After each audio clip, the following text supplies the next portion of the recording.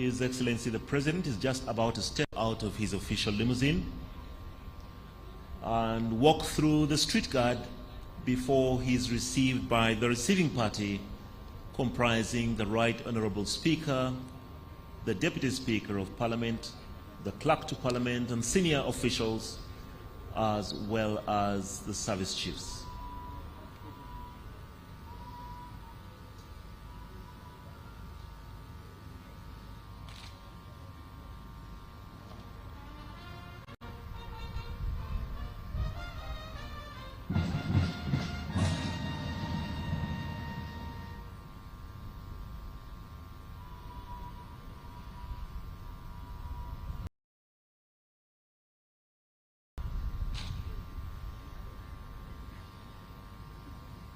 The bugles that you heard are from the Uganda Police Force, and that is in recognition of the arrival of His Excellency, the President of the Republic of Uganda, that is now making his way down through the street guard and coming to the edge of the red carpet, where he shall be received by the Right Honorable Speaker of Parliament and her entourage.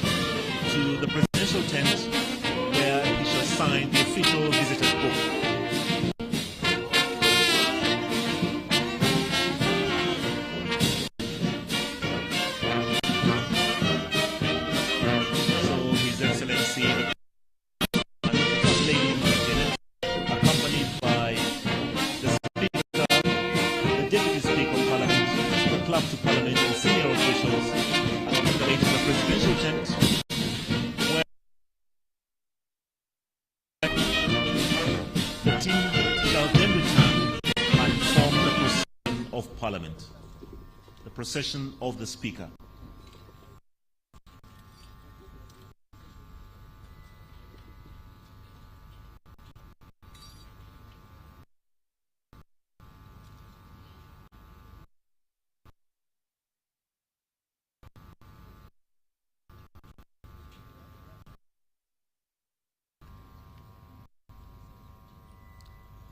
Just a reminder that today we are going to witness the second sitting of the first meeting of the fourth session of this 11th Parliament of the Republic of Uganda. Today, Thursday, the 13th of June, 2024, of the 2024-2025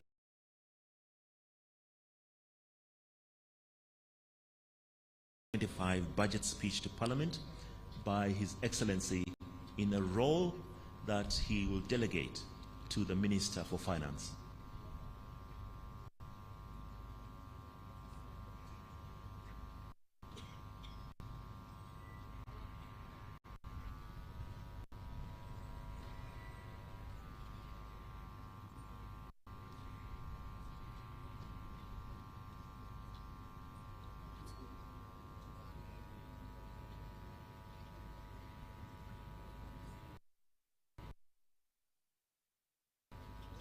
We invite the media to kindly step back now to allow for everybody to have a clear view .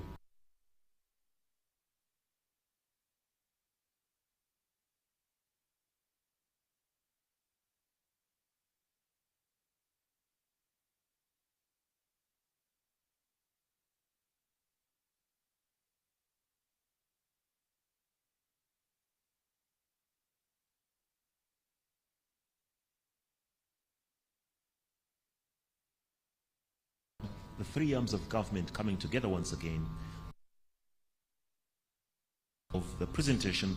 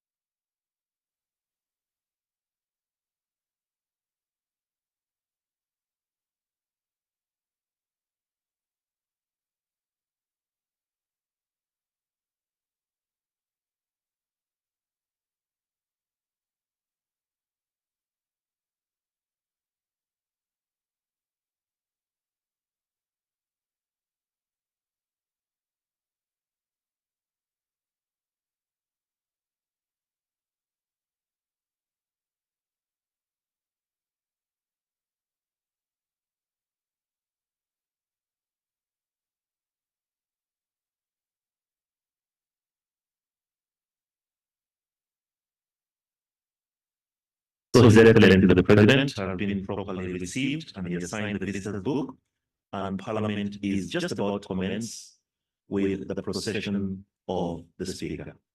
Thank you very much. Honorable members, His Excellency the President and Madam Speaker.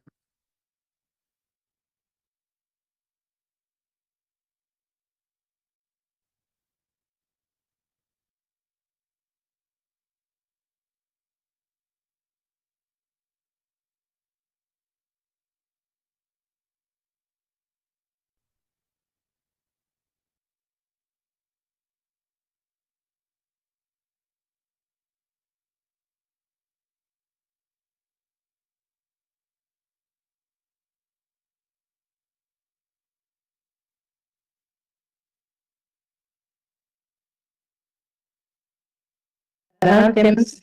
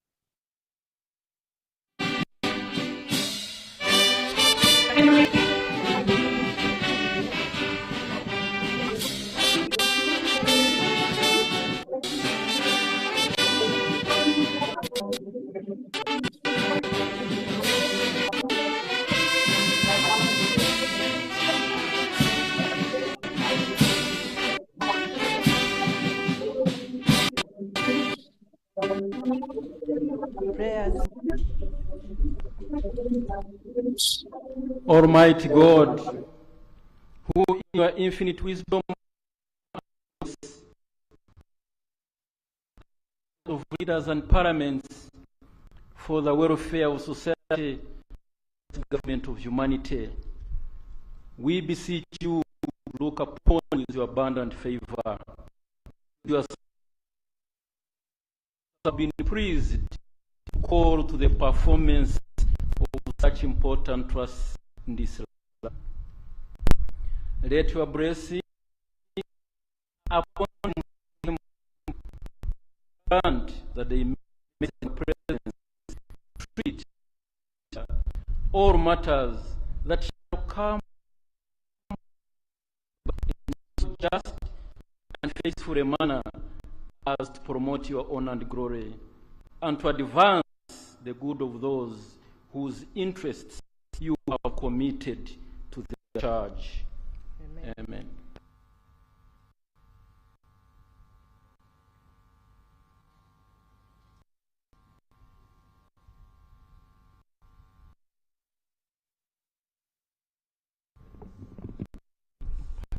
Proclamation by the Right Honourable Speaker of Parliament of Uganda.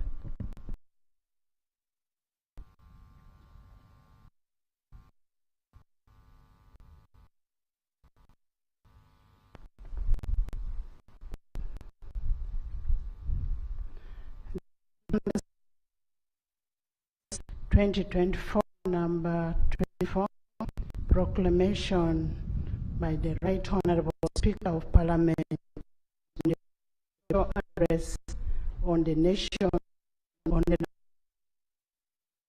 national year 2024-25.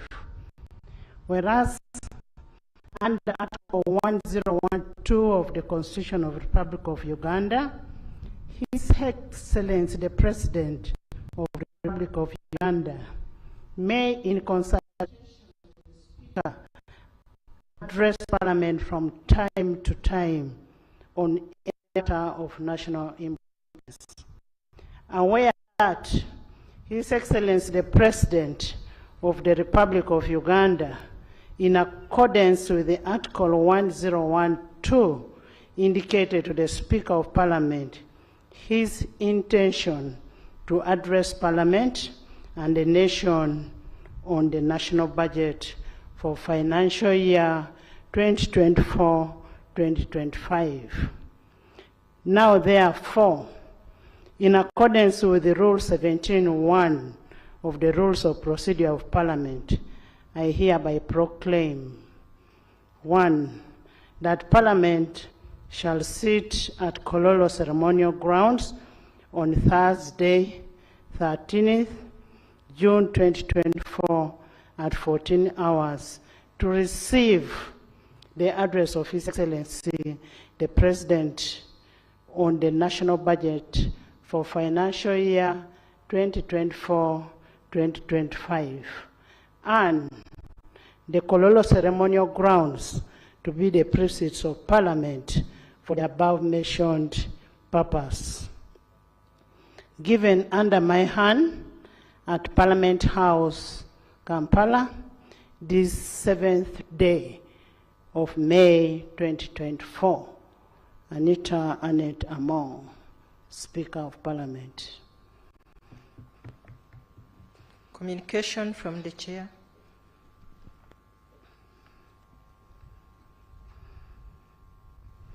Your Excellency, the President of the Republic of Uganda,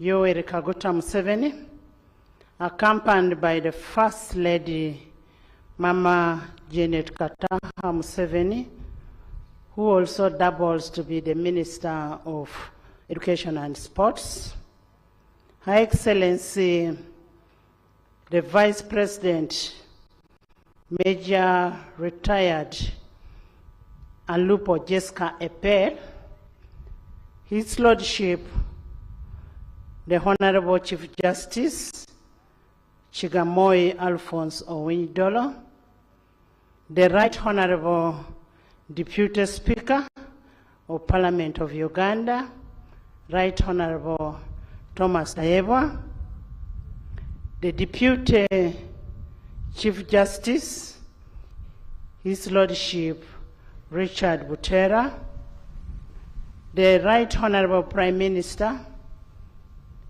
Robin Anabanja and her deputies, the Honorable Leader of Opposition in Parliament, Honorable Senyonyi Joel, the Cabinet Ministers and Ministers of State,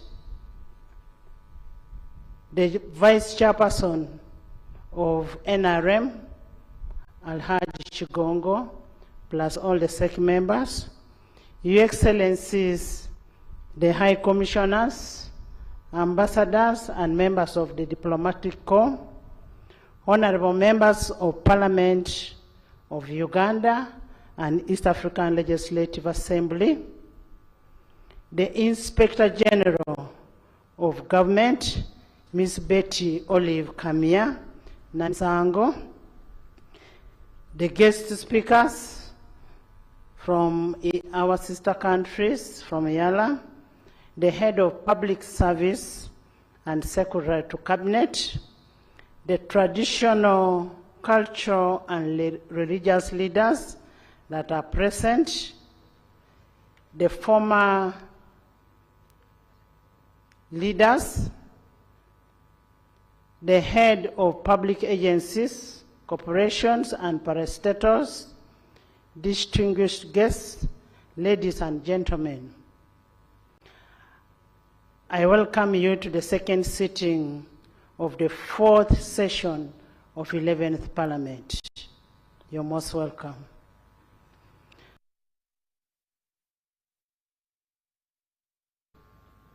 On June 6, 2024, we had the honor of hosting His Excellency the President at the stage of the opening of the fourth session of the 11th Parliament.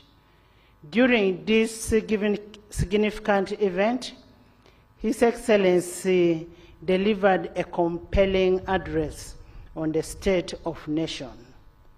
Let us join our hands and clap for His Excellency for the address that he gave us on that day. And that was for the good of our country, Uganda. Today we are once again immensely privileged and highly gratified to host His Excellency the President, who is here to deliver the budget speech for the financial year 2024-2025 in fulfillment of his constitutional obligation under Article 155(1) of the Constitution of the Republic of Uganda, which states, "The President shall cause to be prepared and laid before Parliament in each financial year, but in any case not later than 15th day before the commencement of the financial year, the estimates and expenditure of government for the next financial year." Honorable members, today's budget speech is a culmination of a rigorous and comprehensive consultative process, which usually spans from a period of August to May in any given financial year. This process involves the various stakeholders and majorly guided by the 1995 Constitution of Uganda, the Public Finance Management Act 2015, the National Audit Act 2008, and the Local Government Act 1997. Your Excellency, the Parliament of Uganda has appropriately adopted its rules of procedure in Part 24 to preserve and foster participation and consultation during the entire budget process. This part of the rule of procedure comprises of 11 rules covering aspects such as the National Budget Framework Paper, the Ministerial Policy Statements, supplementary budgets, and appropriation. By so doing, Parliament is able to gather a wide range of perspectives, views, and opinions in shaping and informing the consideration of the national budget. In all this, legislature is guided by the principle that the national budget should reflect the shared values and priorities of our beloved nation and its people. Your Excellency, allow me briefly underscore some key milestones achieved by legislature during the budget consideration process. Pursuant to Section 9, 5 and 8 of the Public Finance Management Act and Rule 145 of the Rules of Procedure, the House approved the National Budget Framework Paper 2024-2025, 2028-2029 on 31st January 2023. Pursuant to Section 12 of the Public Finance Management Act 2015 and Rule 149 of the Rules of Procedure, Parliament approved the ministerial policy statements for the financial year 2024-2025 during the period of 4th to 12th April 2024. Pursuant to Section 8 of the Public Finance Management Act and Rule 150 of the Rules of Procedure, Parliament passed 5 tax and revenue bills on 16th to 16th May 2024 to enable the realization of revenues to finance the national budget for the financial year 2024-2025. In furtherance to Section 14 of the Public Finance Management Act 2015 and Rule 151-152 of the Rules of Procedure, Parliament approved the national budget for financial year 2024-2025 on 16th day of May 2024. And that's why we are here today. Your Excellency, we want to take this opportunity to commend the members for their dedication through the budget process in ensuring that we not only met the legal and constitutional timelines, but also adequately interrogated the budget together with the Minister of Finance, Planning and Economic Development, the Attorney General, and the entire front bench. We want to thank you so much. I specifically want to single out the Minister of State for Finance and Planning and Economic Development in charge of general duties, Honorable Musasisi Henry, for devoting time and effort to the relevant committees and the House throughout the budget process. Henry, thank you so much. I also want to commend the Permanent Secretary and Secretary to Treasury for his technical support to the Minister and the continuous legal guidance from the Attorney General. I want to thank you so much. Without preempting the President's speech on the budget, I would like to highlight very salient issues that arose during the budget consideration process. One, the need for continuous resource allocation to agricultural mechanization, agro-industrialization, and value addition as a bedrock to wealth creation and a sustainable development. Two, the need to increase funding to the development of the tourist sector to optimally hasten Uganda's tourist potential. Three, the need to align resource allocation with the prevailing government policy on rationalization, that is RAPEX, which should translate into enhanced efficiency and elimination of duplication and wasteful expenditure. Four, the need for resource efficiency measures to address the risk of the debt burden. Five, the need to increase the public investment in productive growth areas and deepen financial inclusion.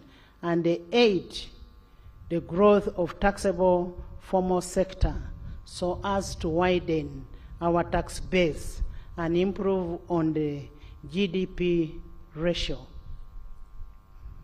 6, Your Excellency, considering your consistent advocacy for integration of East African community, Parliament is cognizant of the need for strengthening and cascading the East African integration so as to ease the movement of people, goods, and services. Your Excellency, we share your passion and commitment towards the realization of the total federation of the East African community. Parliament pledges absolute support towards the realization of your vision for a united and a viable East African community so as to widen, strengthen, tighten, and deepen the economic, political, social, and cultural integration.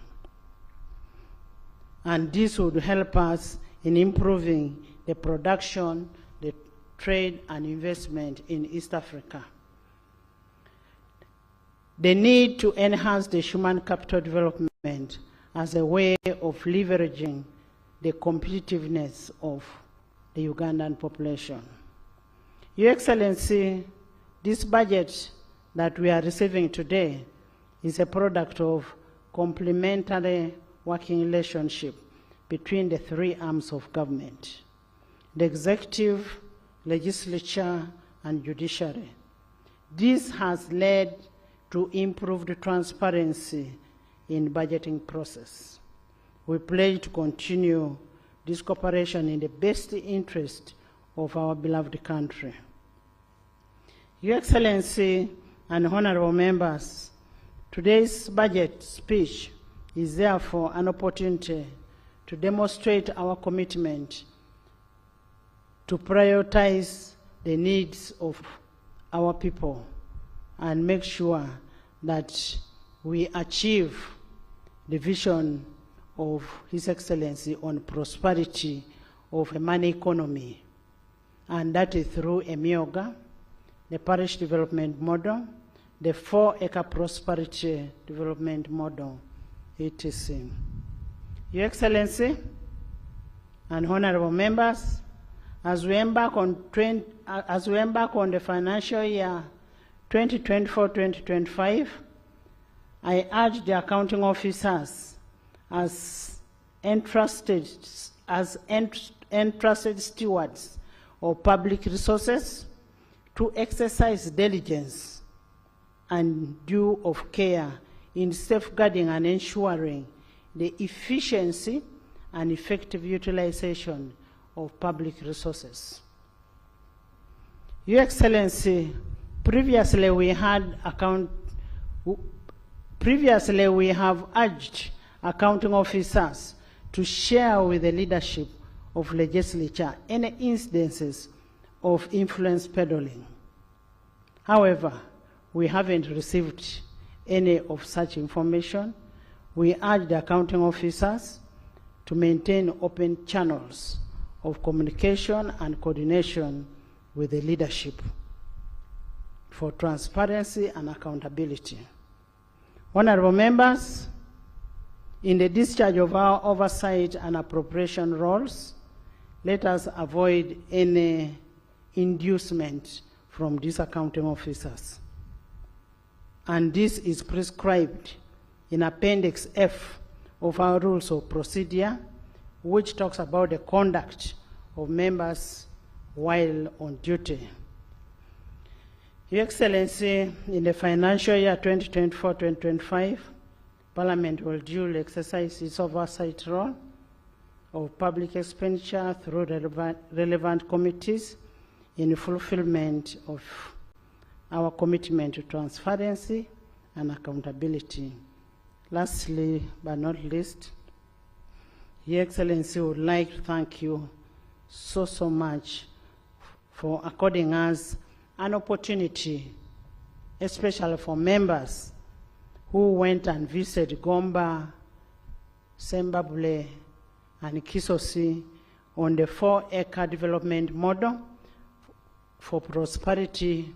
And this visit was an eye-opener for a practical transformation of the household economy. Your Excellency, your continuous inspiration and transformation approach to development and creating awareness to the populace that has led the people to follow your guidelines of transforming people from grass-thatched houses to the mabati. It is written in Lunyankole. I may not be able to mention how your book is written, but we know what is written in it, and we have really used it and tried to transform our communities. Your Excellency, I kindly request you to consider inviting the other members of Parliament who have not been there to see what has been done there, so that they can come back and preach the same gospel to their constituents. As we go for recess, we will be very available, and we request that maybe you invite the members of Parliament to go and visit that development for Ekamodo. I now want to, as I conclude, I want to wish all our Muslim brothers and sisters a happy Eid Adha 2024. May Allah fulfill all your wishes as you've been praying. I say all this for God and my country. Presentation of the budget speech by His Excellency the President of the Republic of Uganda. Honorable members, I have been duly notified that the Minister of Planning and Economic Development will deliver the speech on behalf of His Excellency the President, who is the Chief Minister of Finance.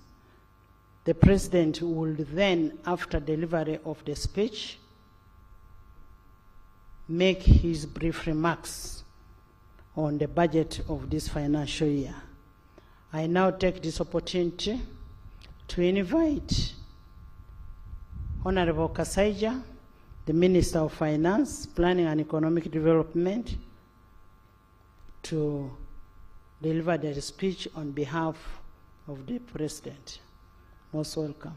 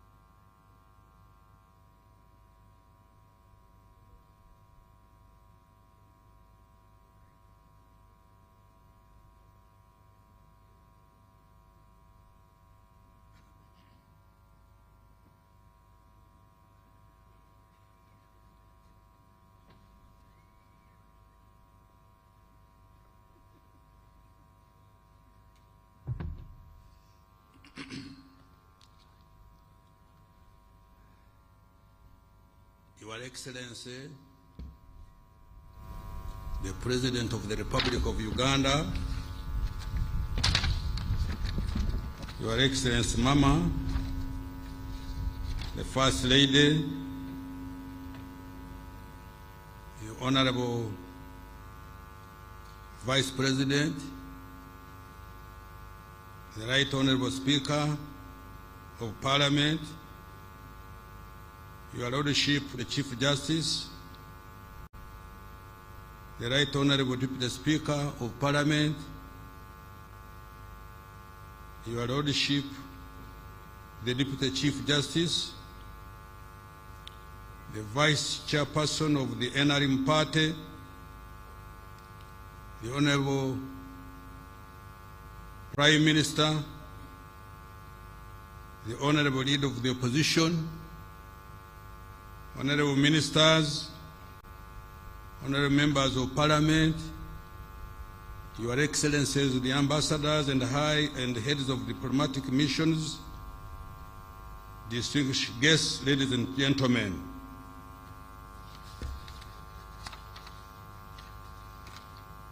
All protocol observed. Madam Speaker,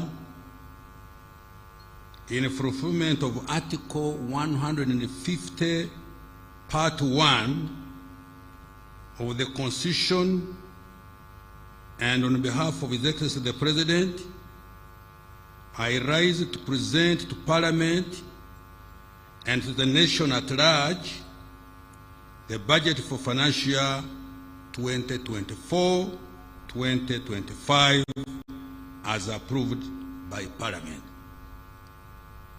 Madam Speaker, I want to start by thanking His Excellency the President for once again demonstrating a vote of confidence in me by extending my mandate as the Minister responsible for Finance, Planning, Economic Development, together with my entire political team at the Ministry.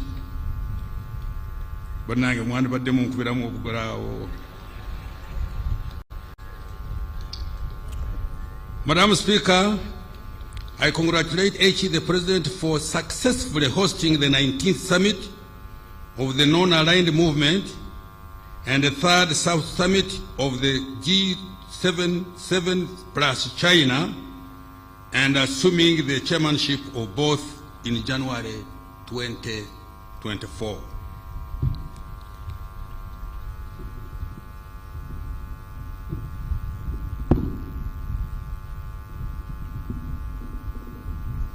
Now what are you doing? You're going to put it straight on my mouth?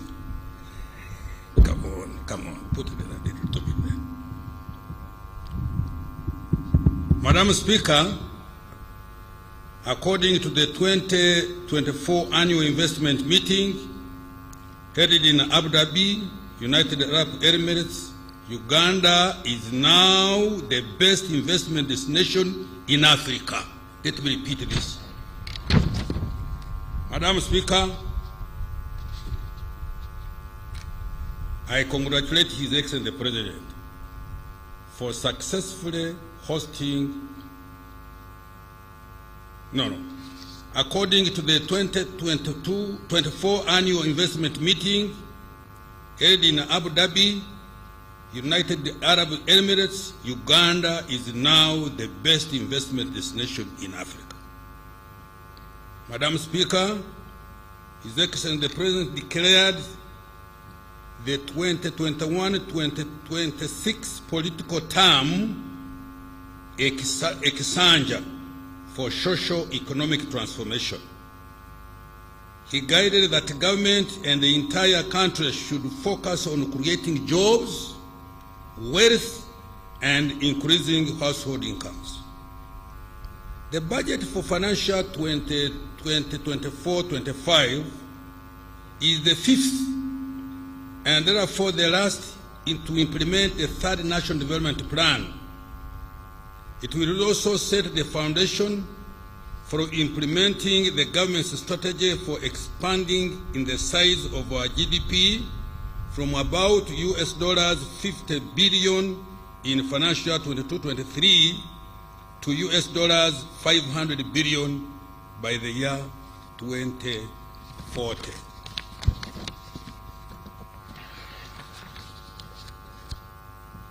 In order to consolidate the gains so far achieved, the theme for the coming financial year has been maintained as full monetization of the Uganda's economy through commercial agriculture, industrialization, expanding and broadening services, digital transformation, and market access.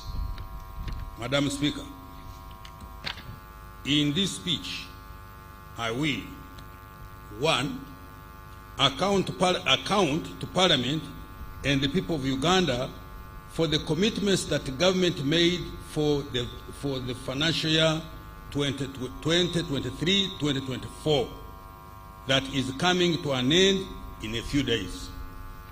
2, provide an outlook for the medium-term economic performance. 3, the medium-term priorities and strategies for growing the economy tenfold, starting with financial 24-25, and 4, present the financing strategy for the financial 24-25 budget. Recent economic performance.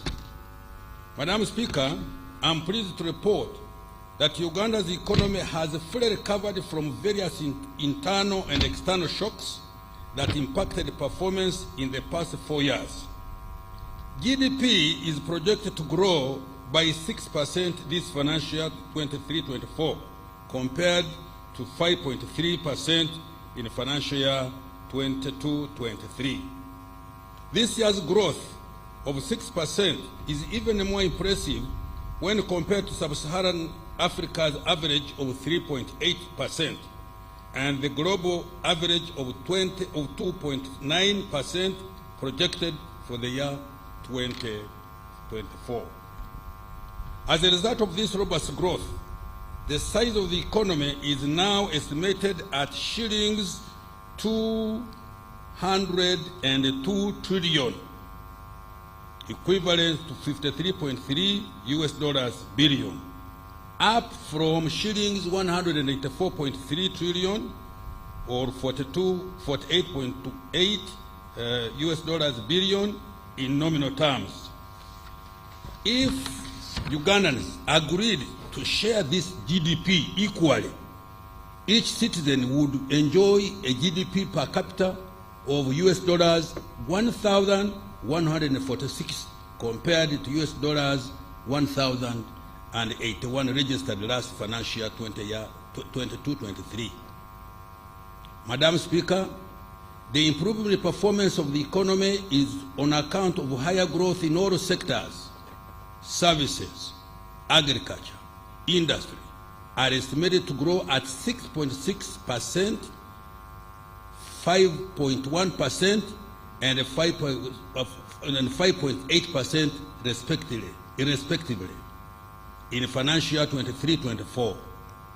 In particular, growth in the services sector has been impressive, mainly driven by strong recovery in retail and wholesale trade, tourism, as well as communication and real estate activities.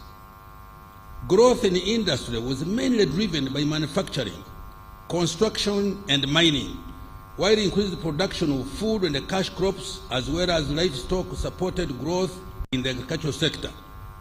Agriculture's performance estimated to have expanded at 5.1% this year compared to 4.5% registered in financial 22-23 is attributed to the streamlined implementation of the parish development model and fairly good weather conditions.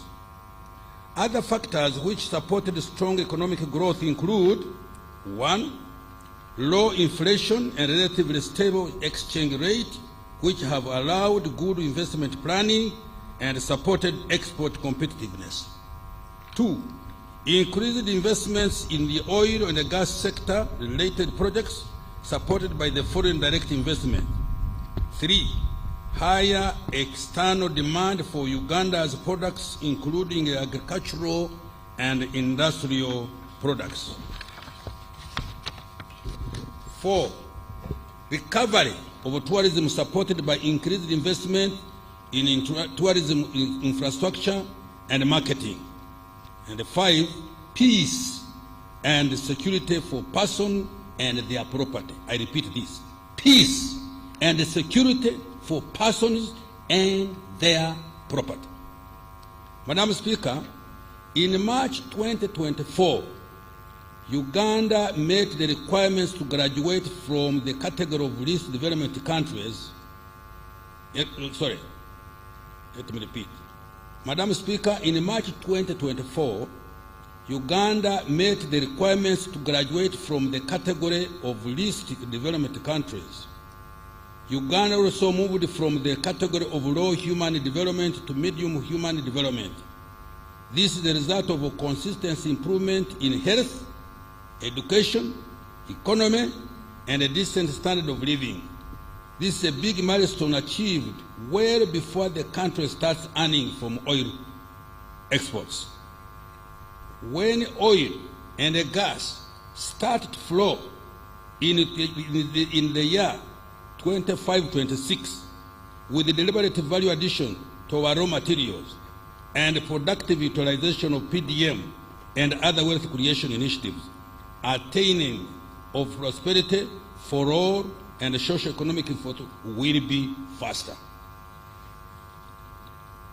Madam Speaker, Uganda has contained inflation at an average rate of 3.2% in the 12 months to May 2024. Uganda's inflation is one of the lowest in the region. Annual headline inflation has reduced from the peak of 10.7% in October 2022 to 3.6% last month. The reduction has been a result of good coordination and of monetary and fiscal policies, leading to low inflation for most food crops, manufactured foods, and essential commodities like laundry, bar soap, sugar, and cooking oil. Interest rates. Madam Speaker, the commercial bank lending interest rates for shilling-denominated credit reduced to 17.7% in April 2024, compared to 19.3% in April 2023. Interest rates in the domestic debt market have remained broadly stable, averaging 11.2% on the one-year government treasury bills. To further reduce lending rates, government will continue to provide long-term affordable capital through various interventions. In particular, government will continue to capitalize the Uganda Development Bank, the Parish Development Model, the Agricultural Credit Facility, and the Small Business Recovery Fund to provide capital for wealth creation. Government is also continuing with the capitalization of the Emyoga Fund to support micro enterprises, as well as the presidential skilling and industrial hubs for the youth. Grants will also be extended to women in business through the Generating Growth Opportunity and Productivity for Women Enterprise, which we abbreviate as GROW project. For exporters of manufactured products who face working capital challenges, the investment for industrial transformation and employment, which we call INVITE, that fund worth of $210 million, which is shillings 800 billion, is going to kick off next financial year. Private sector credit. Madam Speaker, private sector credit increased to shillings 21.454 trillion in April 2024 from shillings 20.47 trillion in April 2023, an increase of 5.2%. There has also been a slight increase in the share of credit going to productive areas of the economy. For example, the share of credit going to agriculture increased slightly to 11.3% by April 2024, compared to 11.1% by April 2023, while the share of credit to manufacturing remained the same at 13.4%. Exchange rate. Madam Speaker, despite the depreciation pressure on the shilling since the beginning of this year, the value of our currency has remained largely stable against key global currencies. Between May 2023 and May 2024, the official exchange rate against the US dollar has averaged shillings 3,771. The depreciation pressure on the account of exit of some of the offshore investors searching for more attractive interest rates offered on government papers in competing markets has been contained thanks for our good export performance and foreign direct investment inflows. External trade. Madam Speaker, government's export promotion strategy has continued to produce positive results. During the year ending April 2024, Uganda's exports increased by US dollars 2.534 billion to US dollars 7.71 billion compared to US dollars 4.938 billion in April 2023, representing a 34% growth.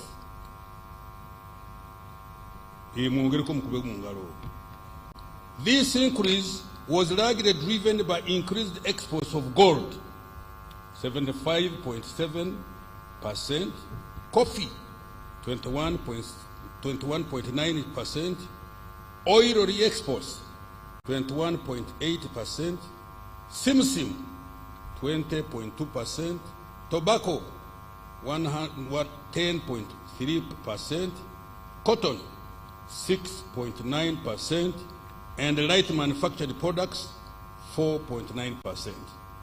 The major destination of our exports are the East African Community countries, which account for 29%. Then we go to COMESA, 29%. Then we go to Middle East, 24%, and to Asia, for 20%. Madam Speaker, efforts to increase the value addition to exports have continued to yield positive results. Exports of manufactured products have continued to be significant contributors of export earnings. In particular, in year 2023, cement exports reached US dollars 91.1 million, sugar US dollars 75.8 million, plastic products US dollars 62.6 million, soap US dollars 33.9 million, beer US dollars 25.8 million. This financial year 23-24, efforts to increase export performance have been strengthened through investing in targeted value addition initiatives and implementing several enabling trade policies. Madam Speaker, in the financial ending, Uganda imported goods worth 12.9 US dollars billion compared to US dollars 10.3 billion in the year ending April 2023. This increase in imports was largely driven by an increase in private sector imports of 20%, mainly to develop our nascent oil and the gas sector. Foreign direct investment, remittances, and tourism.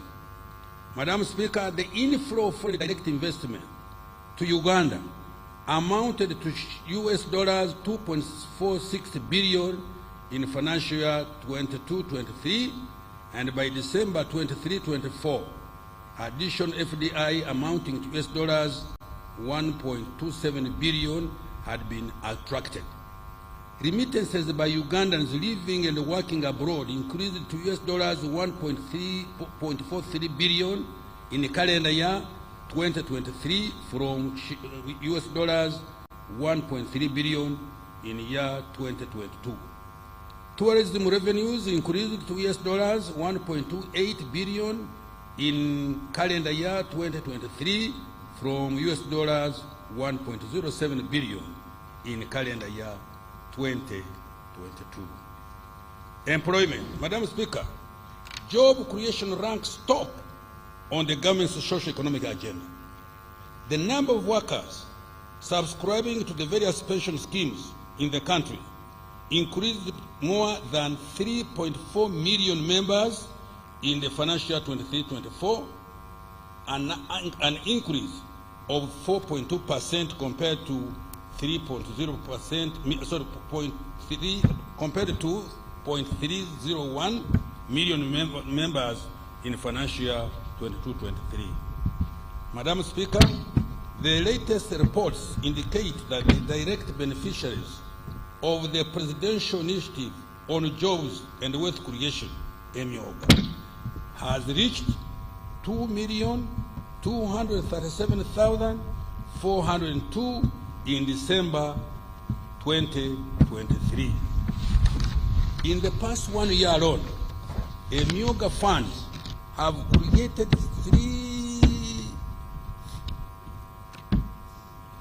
378,640 new direct jobs.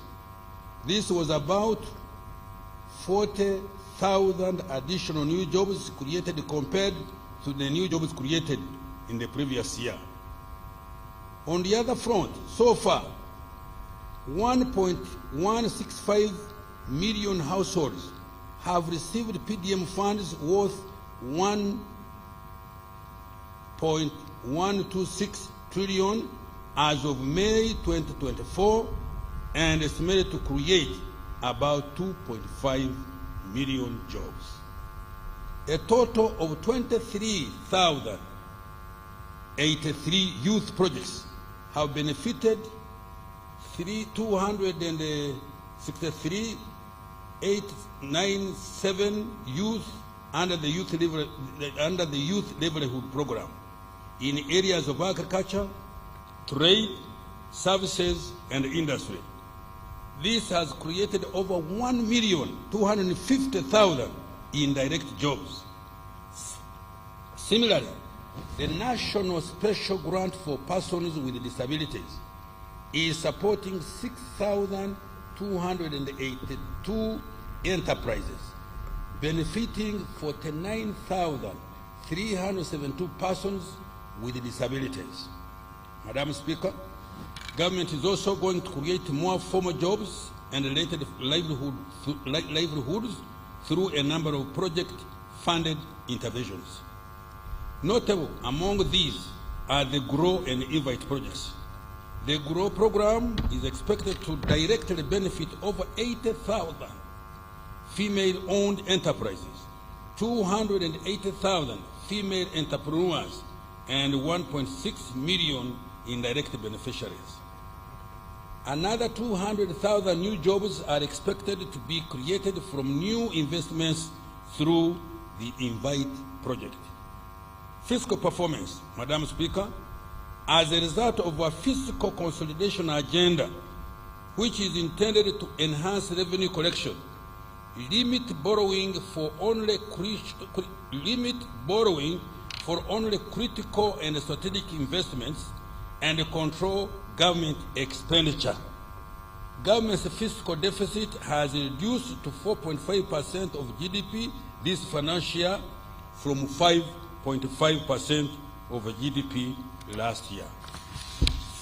Madam Speaker, the projected domestic revenue outturn for financial year 22-24 is shillings 27.725 trillion against a target of shillings 29.672 trillion, leading to a revenue shortfall of over 1.9 trillion.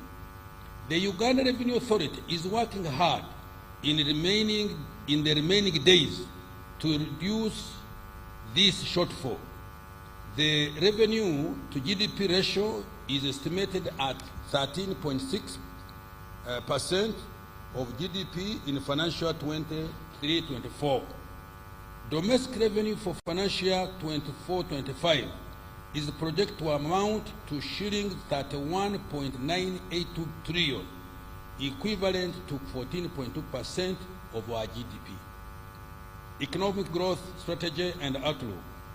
Madam Speaker, Uganda's economic outlook is positive and optimistic. I will repeat this. Madam Speaker, Uganda's economic outlook is positive and optimistic. The economy has remained resilient and has fully recovered from a myriad of internal and external shocks. Next financial year, the economy is projected to get back to Uganda's steady state growth potential of between 6.4% and 7%, and double digit over the next 5 years. We are there. It is projected that next financial year, 2024-25, Uganda's GDP will further expand to shillings 225.5 trillion, which is equivalent to US$ 60 billion. These numbers exclude the anticipated oil and gas revenues, as well as the planned interventions to grow the economy tenfold. We shall update the projections in the medium term. Madam Speaker, this growth will be driven by, 1, increased oil and gas activities as we move towards the first oil production in financial year 2025-26. 2, growth in exports supported by increase in regional trade in the East African Community and COMESA, intra-Africa trade, and harnessing existing and new trading partners in the Middle East and Asia. 3, increase in tourism activities supported by investment in tourism infrastructure, branding and marketing, and effective implementation of the meetings, incentives, conferences, and events program. It is that program. Agro-industrialization and light manufacturing supported by access to affordable credit through Uganda Development Bank, investments supported through Uganda Development Corporation, UDC, the Parish Development Model, Small Business Recovery Fund, MIOGA, the Presidential Industrial Hubs for Youth Entrepreneurs, and programs to support exporters, as well as growth and productivity of women enterprises.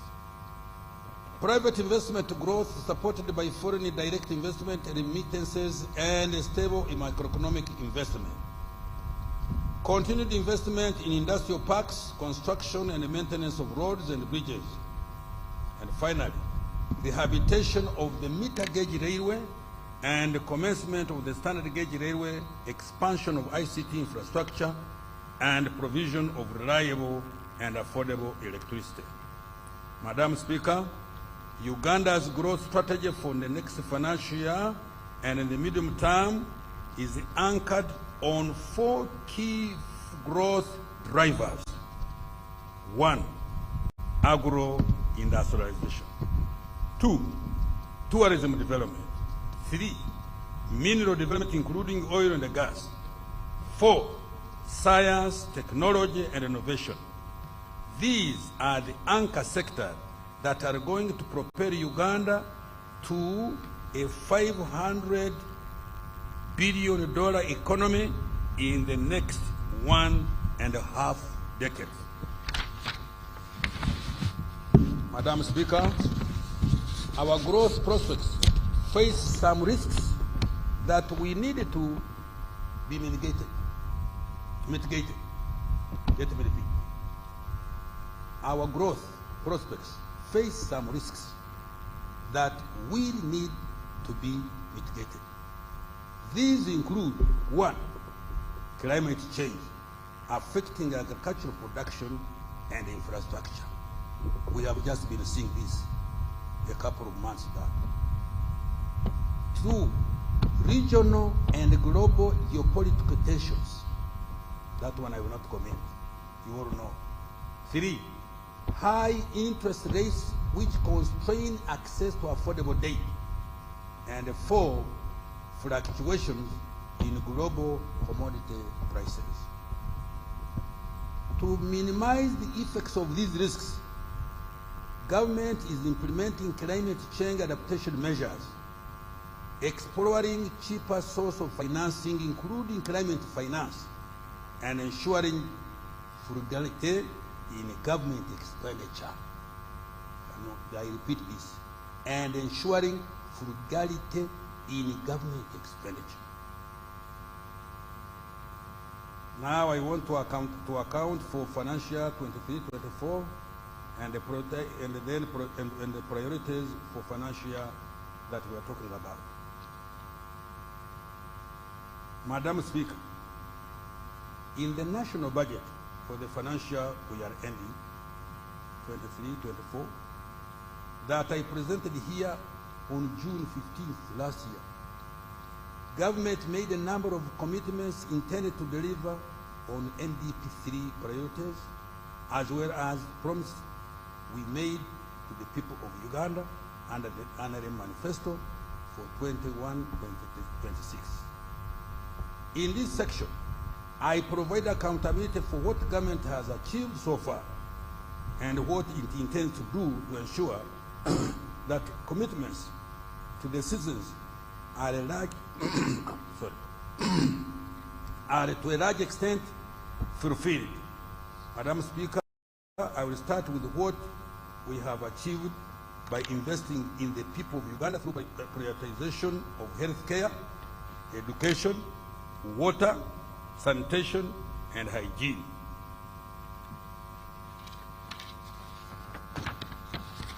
Madam Speaker, during financial 23-24, the following milestones have been achieved in the health sector. 1. Government commenced the construction of the East African Center of Excellence for cardiovascular care. Thank you. At the Uganda Heart Institute, located in Naguru, and fast-tracking the completion of the East African Center of Excellence for Oncology in Kampala and associated regional centers in Gulu, Mbarara, Arua, and Mbale.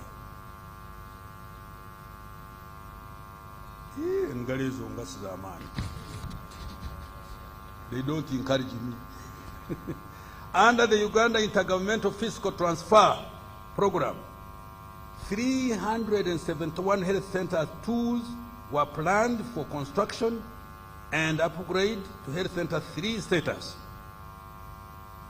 So far, 261 Health Center tools have been upgraded to Health Center 3s and are fully operational. I hope the Minister of Health can testify on this. An additional 110 are ongoing at different stages. Meanwhile, 10 hospitals were rehabilitated in Usolwe, Kapchorwa, Kambuga, Wenge, Koboko, Amuria, Kotido, Kaberamaido, Kaworo, and Kitgum districts. 3 regional blood banks in Arua, Soroti, and Hoima have been completed. 4. Government distributed a total of 25 million long-lasting insecticide-treated mosquito-based nets countrywide for the prevention of malaria. 5.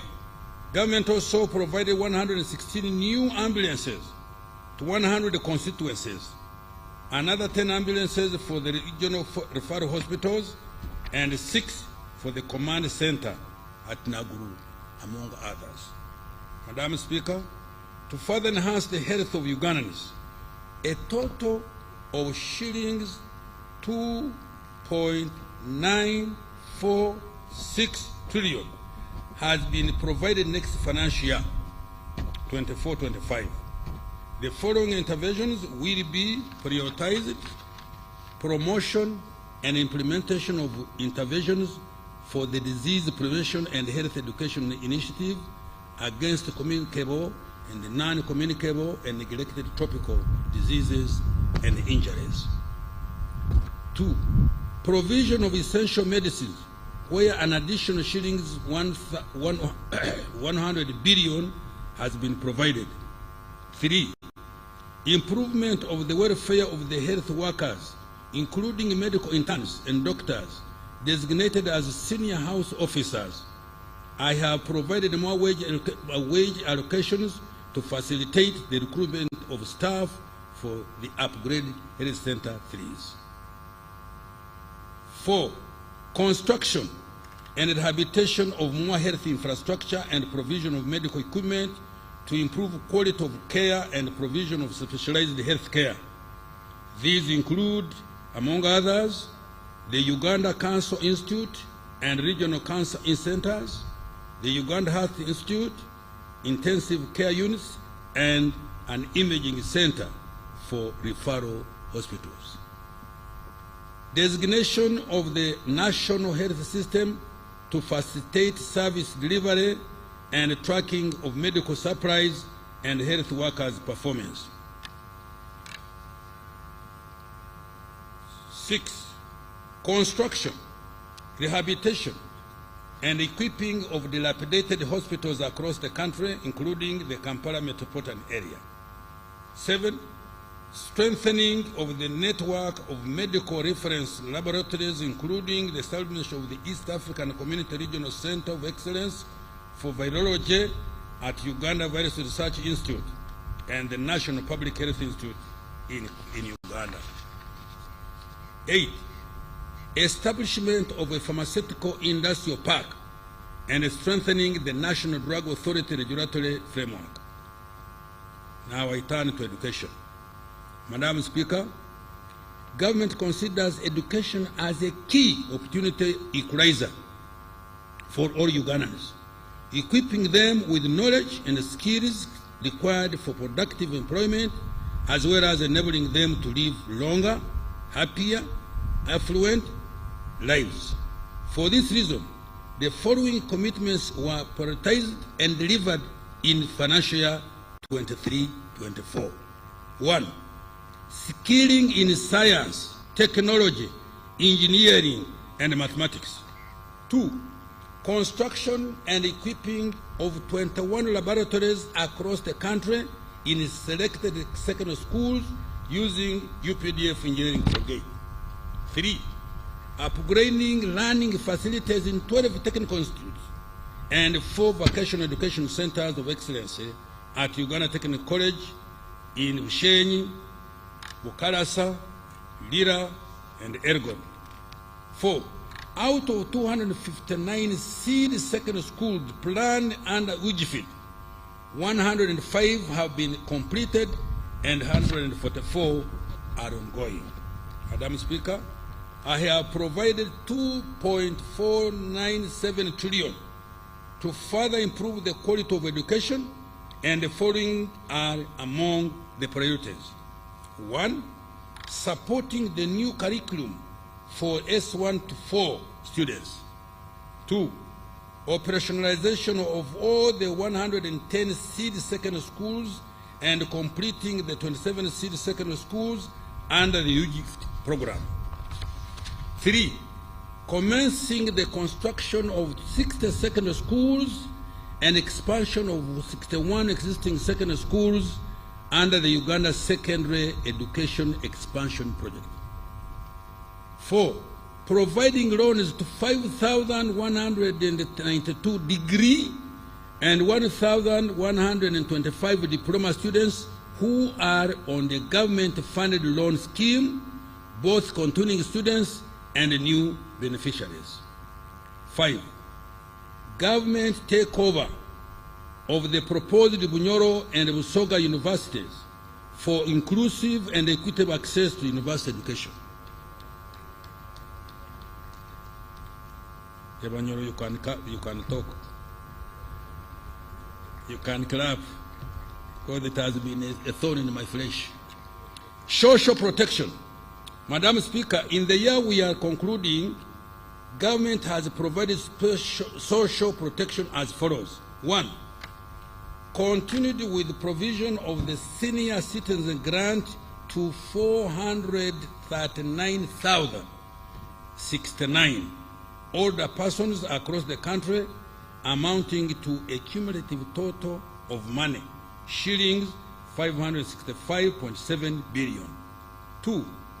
Under the Special Enterprise Grant for Older Person Program, SEGOP, the government supported 590 group enterprises benefiting 3,636 older persons. 3. Under the Youth Livelihood Program, a total of 23,083 youth projects have benefited 263,897 youth in areas of agriculture, trade, services, and industry. This has created over 1,250,000 direct jobs. And 4, through the National Special Grant for Persons with Disabilities, government is supporting 6,202 enterprises, benefiting 49,372 persons with disabilities. Madam Speaker, government will continue to support the welfare of elderly to keep them healthy and productive in their communities, while social assistance grant for empowerment, what we call SAGE, targets those above 80 years. Above 80 years, SEGOP, ensures let me repeat. While social assistance grant for empowerment, what we call SAGE, targets those above 80 years, SEGOP ensure the inclusion of those in the age bracket of 61 to 71 years. That is for us now. Government will also continue to support the youth and women beneficiary groups using recovery funds from the Youth Livelihood Program and the Uganda Women's Enterprise Program. For greater efficiency, management of the two programs has been unified. Madam Speaker, I have provided an additional shillings 355.79 billion for social protection next financial year. Water, sanitation, and environment protection. Madam Speaker, as a result of government intervention, more Ugandans now have access to safe, clean water.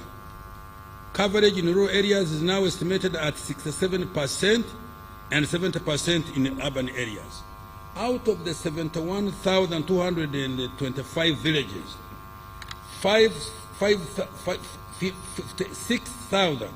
6,617 villages have been served with at least one safe water source. In financial 24-25, clean water coverage will increase to 70% and 85% in rural and urban areas respectively. In the rural areas, the target is to reduce the distance to the nearest source of clean and safe water for human and animal consumption to less than 1 kilometer, while in urban areas to less than 500 meters. The following are among the priorities we have budgeted for this for the next financial year. 1. Construction of 52 large solar-powered water supply systems in 19 districts that are currently at less than 50% water coverage. These are, let me mention them: Agago, Yumbe, Amadat, Kabong, Bulambuli, Buvuma, Buyende, Namuyingo, Rakai, Nakaseke, Sembabuli, Kibale, Hasese, Kiegegwa, Mubende, Yantonde, Kakumiru, Sanda, and Kisoro. Construction of another 15 solar-powered water supply systems in the rural growth centers of Ruentulege, Bugwara, Kabamba, Chikora, Tuitanzige, Lugara. I don't know whether Muitanzige, but I've written Tuitanzige. I think it should be Muitanzige.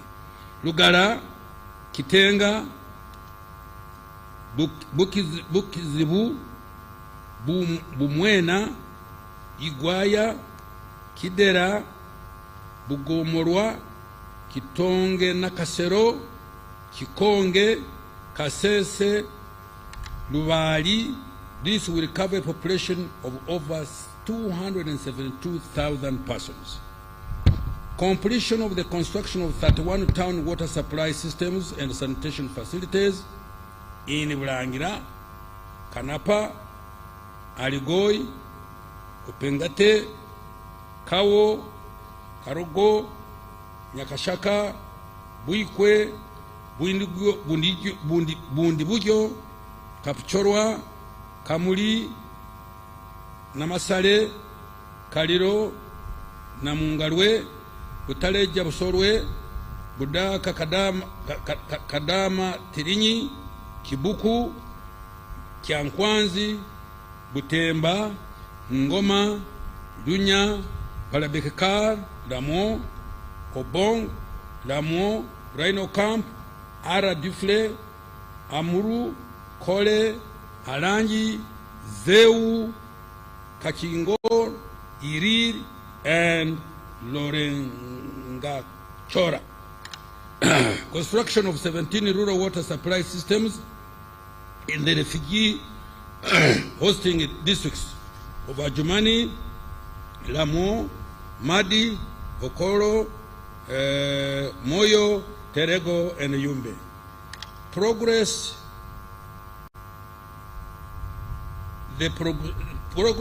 the construction of 26 water supply systems at various stages in Manafwa, now at 80%, Mukura 40%, Kidera 40%,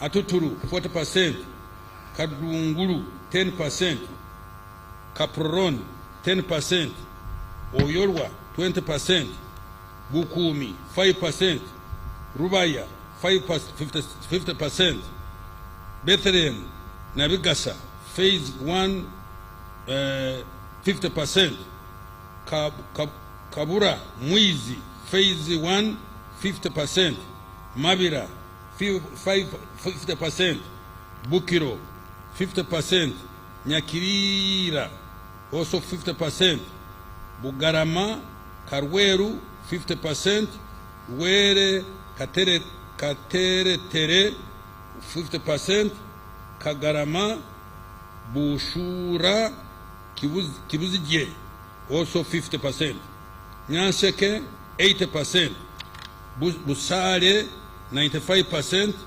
Kibuzi, 100%, Adlang, Puranga, Pader, Kasao, phase 1, 5%, Kiebando, Kasimbi, 5%, Nabilatuk, and Dozilang.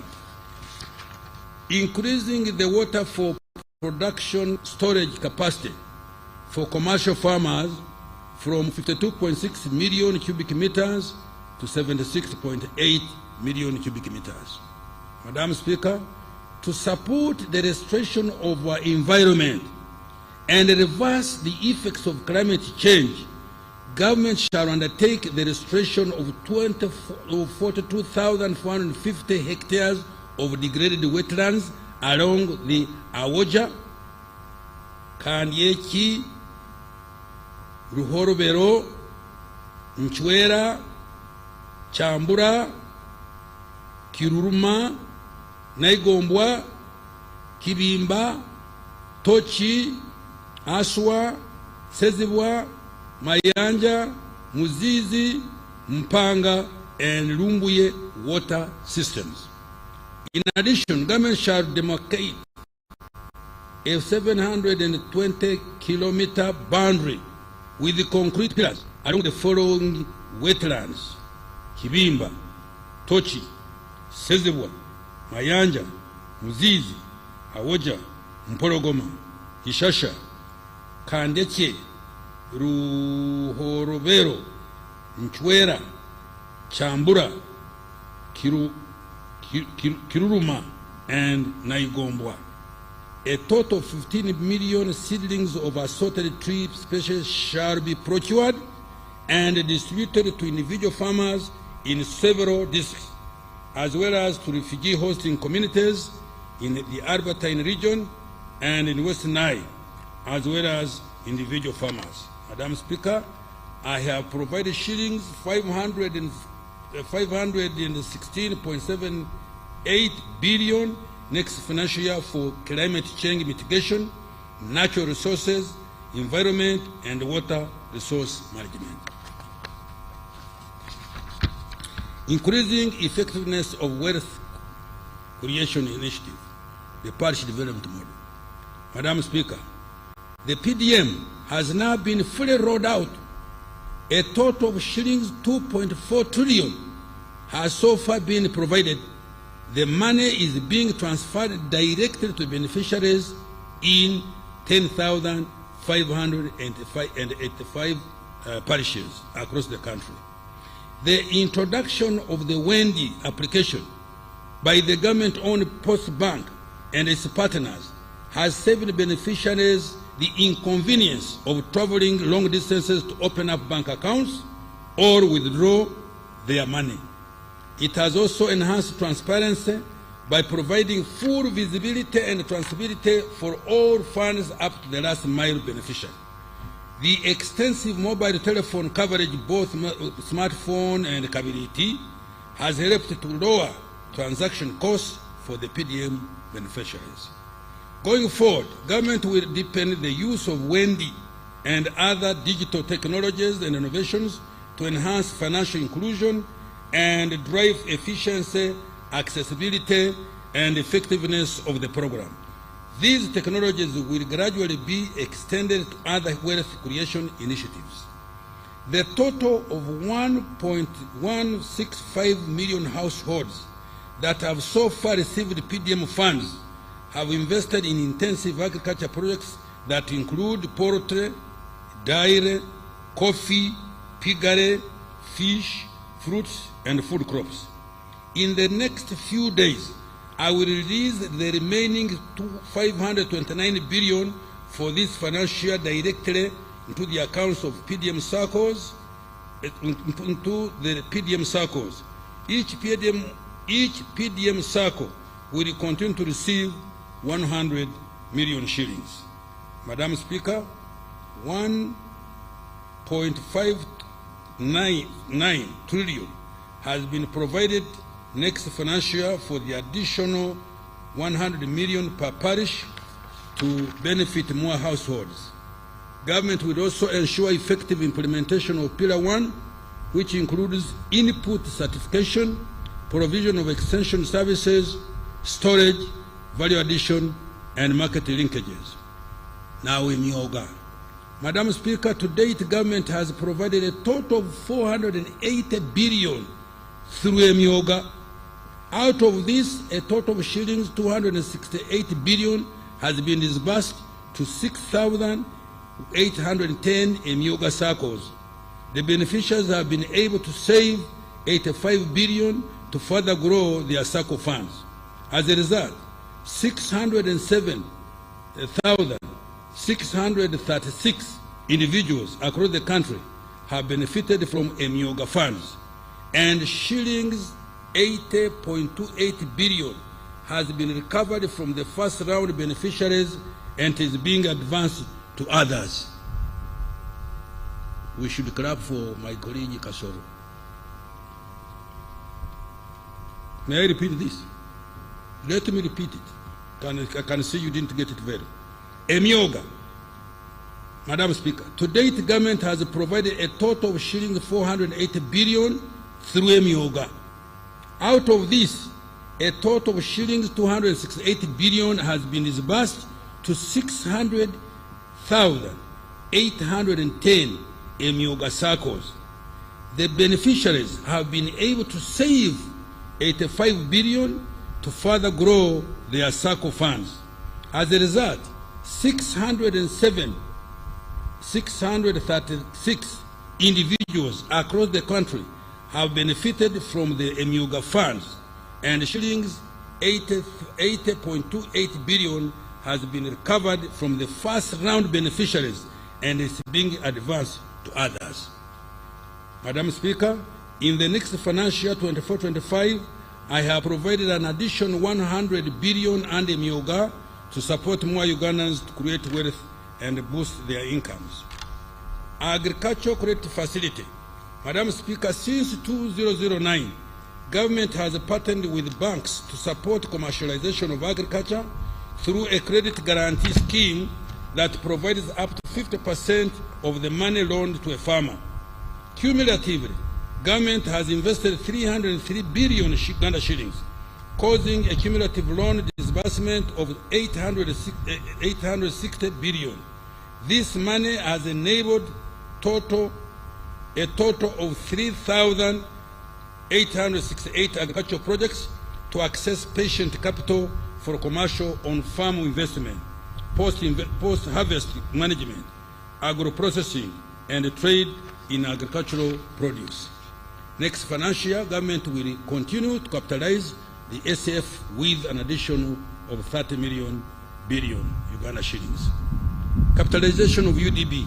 Madam Speaker, Uganda Development Bank has grown into a formidable shillings 1.3 trillion bank in assets, providing patient and relatively affordable capital to those adding value to agricultural materials, manufacturers, as well as investors in tourism and hospitality, infrastructure, and education. It has created a total of 51,841 jobs. During financial 24-25, the bank will continue to provide capital to businesses involved in value addition, including promotion of innovation in the areas of science and technology. It will also support youth-led enterprises, manufacturers, and also provide working capital to exporters and those involved in import substitution. Green financing is also going to be enhanced to ensure climate adaptation and mitigation. To achieve this, government is going to further capitalize UDB with another 55 billion Uganda shillings. Government is also in the process of acquiring for UDB credit lines worth 0.083 trillion to lend more to wealth creators. Support to SMEs. Madam Speaker, 2 years ago, government set up Small Business Recovery Fund to provide soft loans to SMEs that had suffered financial distress during COVID-19. Government provided 100 billion shillings to be equally matched by banks to extend credit to the target beneficiaries at 10% interest rate. At a disbursement of 18.4 billion so far, supporting 1,454 businesses. Uptake of this fund has been low. Next financial government and the Bank of Uganda are going to relax the requirements to ensure increased uptake of the SBF,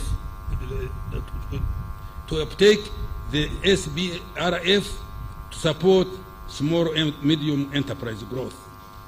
Invite and Growth Program. Madam Speaker, government is also implementing 2 programs, namely the Generating Growth Opportunity and Productivity for Women Enterprise, GROW, worth US dollars 217 million or shillings 824 billion, and the Investment for Industrial Transformation and Employment Invite, worth US dollars 210 million, which is equivalent to 800 shillings billion. These funds are intended to support women-owned enterprises and value addition for export. Madam Speaker, government is also working hard to reduce the time, cost, complexity of business registration and licensing. A business facilitation center has been set up to centralize all business investor-related services to speed up registration and operationalization of businesses. Services that used to require weeks or months are now accomplished in just a couple of hours. This is going to enhance Uganda's competitiveness even further. Agro-industrialization. Madam Speaker, government is committed to commercializing agriculture to enhance production and productivity and improve competitiveness of agricultural products in both regional and international markets. The following are some of the key milestones achieved during this financial year in the area of agro-industrialization. 1. Establishment of an infra-safe facility at Namulongo to help in the management of aflatoxins in cereals and nuts. 2. Construction of a local anti-tick vaccine manufacturing facility also at Namulonge to produce vaccines against tick-borne diseases. This will save the country US dollars 1.1 billion, which is lost annually due to tick-borne diseases, and tap into the shillings 3 trillion regional market for meat and milk. Increase the coverage of large-scale farmer mechanization to 40% from 32% in financial 22-23. A total of 1,240 tractors with all their accessories and additional 750 units of single-axle trucks were procured and distributed countrywide. Government also provided a number of policy tax-related support to private sectors so that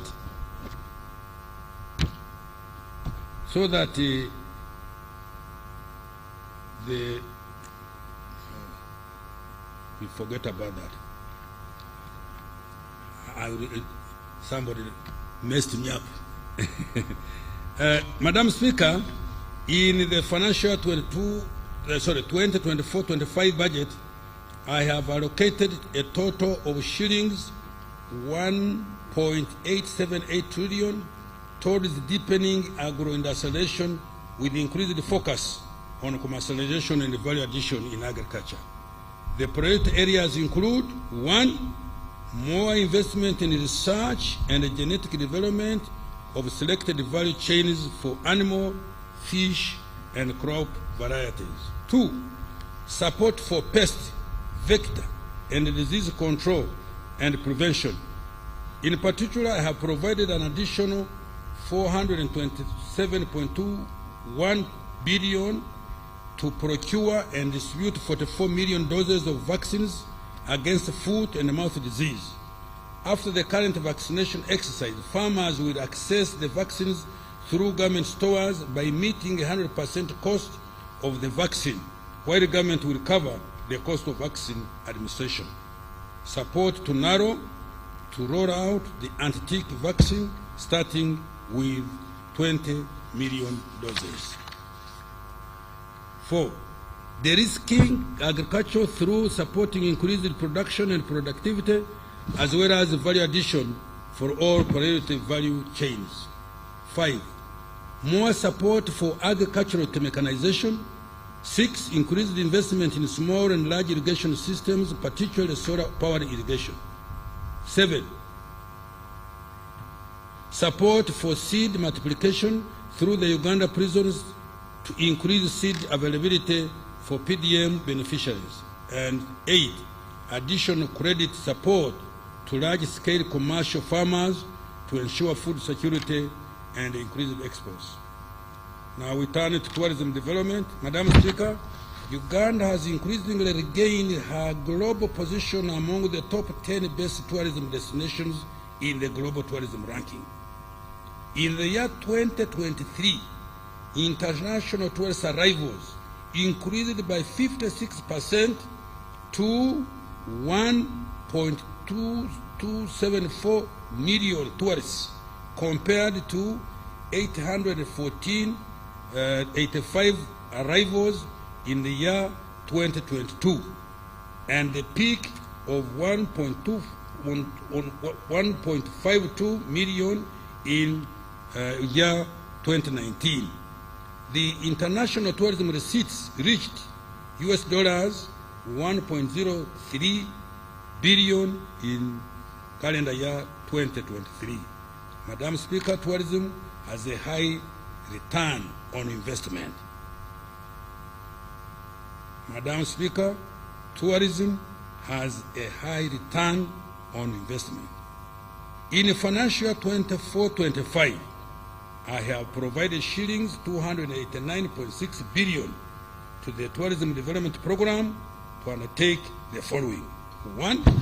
support international and domestic tourism marketing and promotion activities. 2, modernize our tourism products to make them more competitive. These include completion of the pier and related infrastructure at the source of the Nile, upgrading the Uganda Museum, construction of 800 to 8,000 meters of climbing ladders and boardwalks on the Rwenzori Mountains to make hiking safer. 3, continue with grading, supervision, and classification of tourism facilities to enhance the quality of services and ensure adherence to required global standards. 4, complete the upgrade of Uganda Hotel and Tourism Training Institute infrastructure in an effort to make it an international center of excellence for training and skills development in tourism and hospitality. And 5, enhance the conservation of Uganda's 22 wildlife protected areas with a focus on mitigation of human-wildlife conflicts. Government is going to construct an additional 150 kilometers of electric fence and maintain the existing 106-kilometer fence, carry out boundary surveillance through more than 13,904 patrols, uproot invasive species, and construct 4 water dams in the protected areas. Madam Speaker, apart from the shillings 287.6 billion that I have directly provided to the tourism sector, an additional shillings 1.629 trillion has been provided for several critical interventions associated with tourism, including support to Uganda Life Authority, construction of tourism roads, road rehabilitation, and upgrade under Kampala Capital City Authority, support to AFCON 27, and the completion of key stadia, strengthening security, law and order in our tourism destinations, and extension of internet to tourism destinations, among others. In particular, I have provided an additional 55 billion Uganda shillings to Uganda's mission abroad to support Uganda Tourism Board to market Uganda to potential tourists, market our exports, and attract more investors. Science, technology, and innovation. Madam Speaker, government has earmarked science, technology, and innovation as a key catalyst for the qualitative leap to achieve tenfold growth of our economy. This financial year, building on investments made in recent years, the following are the key achievements contained. Kira Motors Corporation. Government has supported Kira Motors to construct and equip a magnificent 2,500 vehicles per year manufacturing plant in Jinja Industrial Park. This facility has capabilities for bus and truck body manufacture, vehicle painting, powertrain manufacture, electronic key systems, and trim integration and production quality inspection and testing. The complex has so far manufactured 39 buses, of which 27 are electric and 12 are low-emission diesel. The company has orders of more than 100 buses from Tanzania, South Africa, Eswatini, formerly Swaziland, and Nigeria. This demonstrates the huge market potential for the vehicles. Kira Motors Corporation currently directly employs 168 people in engineering, production, marketing, and sales, and finance and administration. This number will increase to 600 once the plant in Jinja is fully operational. Madam Speaker, next financial year, government is going to support Kira Motors with shilling 32.5 billion to complete the plant and access working capital.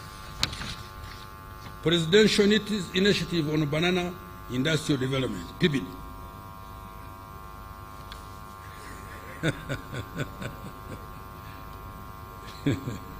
Madam Speaker, Government has supported PIBID to establish a semi-automated plant in Bushenyi with a daily processing capacity of 14 metric tons of fresh matoke.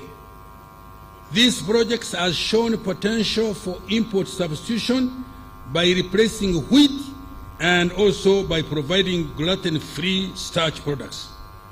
These have high global demand. The company has started fulfilling international orders, including from South Korea, the Royal Kingdom of Saudi Arabia, Qatar, and Italy. PIBID currently employs 150 staff and collaborating with 6,543 farmers.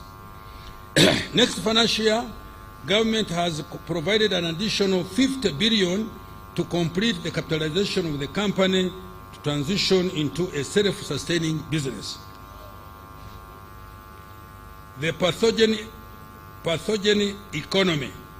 Madam Speaker, the pathogen economy has made tremendous progress in developing vaccines, therapeutics, diagnostics, and other health care tools for our public health security and import substitution.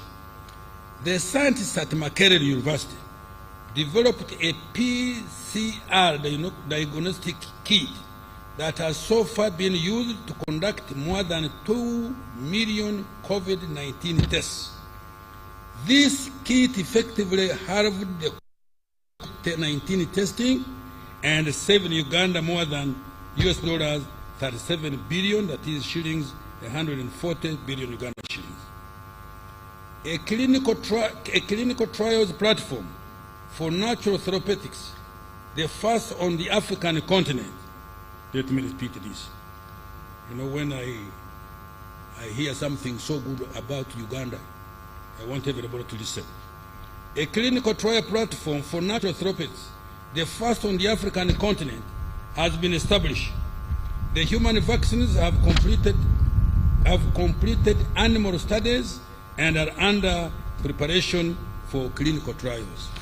Madam Speaker, other government support under the pathogen economy has been directed towards the following special initiatives. 1. Day by Pharma Limited is establishing Africa's largest pharmaceutical and vaccine manufacturing facility here in Uganda. You can take the road to Bombo, you will see. The facility will create job opportunities for more than 10,000 science professionals and 30,000 others in support of the ecosystem. Production of generic drugs, cancer drugs, and human vaccines is scheduled to start by November this year. Government in the process of finalizing equity acquisition in exchange for its shilling 723 billion investment. The anti-tick vaccine project at Makerere University, spearheaded by Dr. Margaret Saimo Kahua, has undergone clinical trials. I have provided an additional 25 billion to produce and commercialize the anti-tick vaccine. Government has also supported Jenner Hubs of Professor Patrick Ogwang, known for COVIDEX, to undertake clinical trials of his natural therapeutics and establish an internationally certified production facility to manufacture and commercialize them. I have provided an additional shillings 2.07 billion for this purpose next financial year. We congratulate him. Support Professor Serwanga Sampala to advance research in human vaccines. I have provided an additional shillings 225.4 billion needed to complete the research and start producing the vaccine. Coffee value chain development.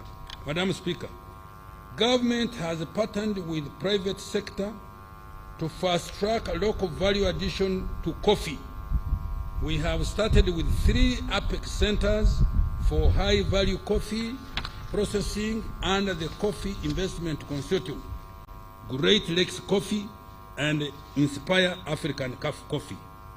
All have acquired modern roastery, freeze-dry and spray-dry technologies to produce instant, roast and ground coffee products, coffee capsules, cold brew, and instant coffee with a total capacity of 585,000 metric tons per year.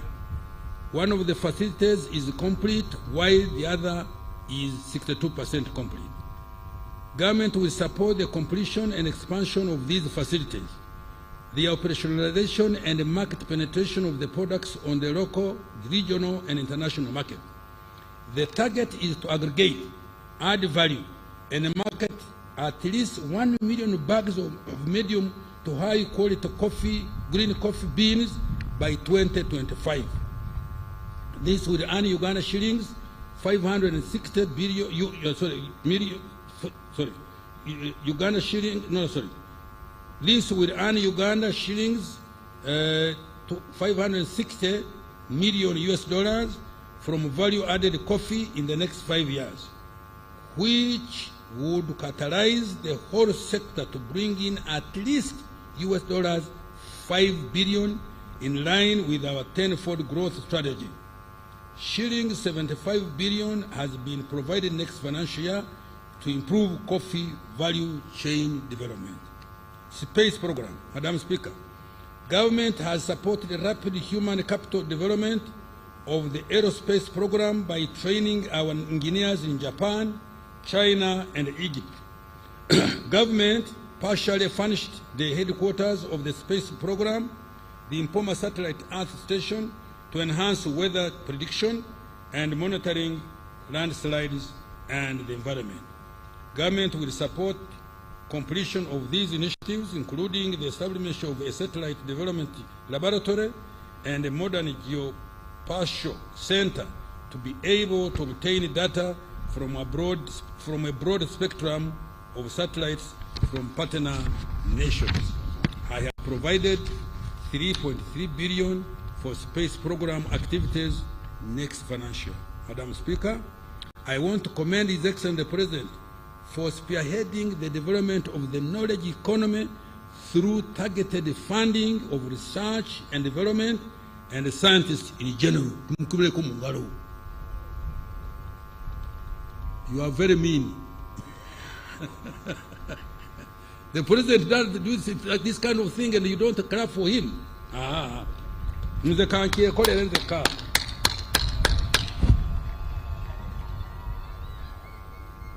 Madam, mineral development now. I'm moving to mineral development. Madam Speaker, mineral development is another growth accelerator that has been earmarked by government to expand Uganda's economy by 10-fold. It is going to support resource-based industrialization into manufacturing and high-tech exports. During the financial year we are ending, the following have been achieved in the minerals sector. 1, the entire country has now been fully mapped using airborne and ground geophysical technologies. 2, the National Mining Company has been incorporated as a commercial vehicle for investment and trading in minerals on behalf of the government of Uganda. 3, several key mineral development projects and mineral value addition centers have been developed, including Wagagai for gold mining in Busia, rare earth metals in Bugweri, a graphite project in Kitgum, limestone mining project by Sunbird Resource Limited in Moroto, and 7 gold refineries in Kampala, among others.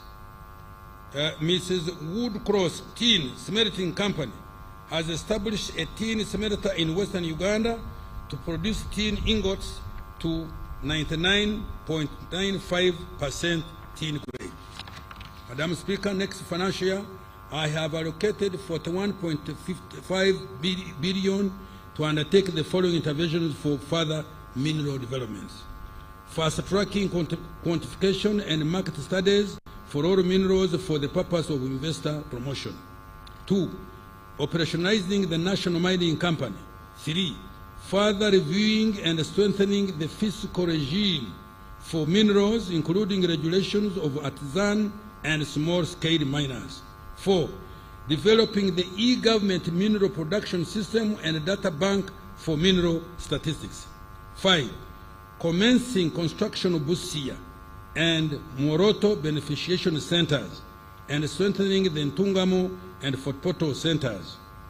6, facilitating private sector participation in exploration, mining, value addition to minerals, oil and gas now. Madam Speaker, Uganda is progressing steadily toward the first oil in financial 25-26. During the financial year we are ending, the following have been achieved. 1, the upstream petroleum project has advanced with drilling works in preparation for production. 2, the East African Crude Oil Pipeline, ECOP, project is on track with 500 kilometers of pipeline delivered in Tanzania. The target is to lay 100 kilometers per month. 3, the thermal insulation plant for heating the ECOP in Tabora, Tanzania was commissioned in March this year. 4, the Ministry of Energy and Mineral Development has issued 2 new exploration licenses to Uganda National Oil Company and DGR, an Australian-based company. 5, the planned 60,000 barrels per day refinery in Kabale, Chikube district, is progressing very well. The land for the project sites and associated terminal has already been acquired by government. Technical designs for the project are ready. Government is working with Alpha MBM investments from the United Arab Emirates to build the refinery. 6, government enforcement of the national content policy has ensured that up to 93% jobs in the oil and the gas sector go to Ugandans. A total of 13,670 jobs so far have been given. 7, in addition, the companies investing in the oil and the gas sector are contracting locally. Since 2021, contracts worth $1.796 billion have been awarded to Ugandan companies out of the total contract investment of $7.162 billion. Madam Speaker, in a bid to ensure security of supply of petroleum products, UNOC, in partnership with the private sector, will commence the importation of all our petroleum products beginning in the first week of July this year, which is very near. Madam Speaker, next financial year I have provided shillings 920.68 billion for the oil and the gas sector to prioritize the following.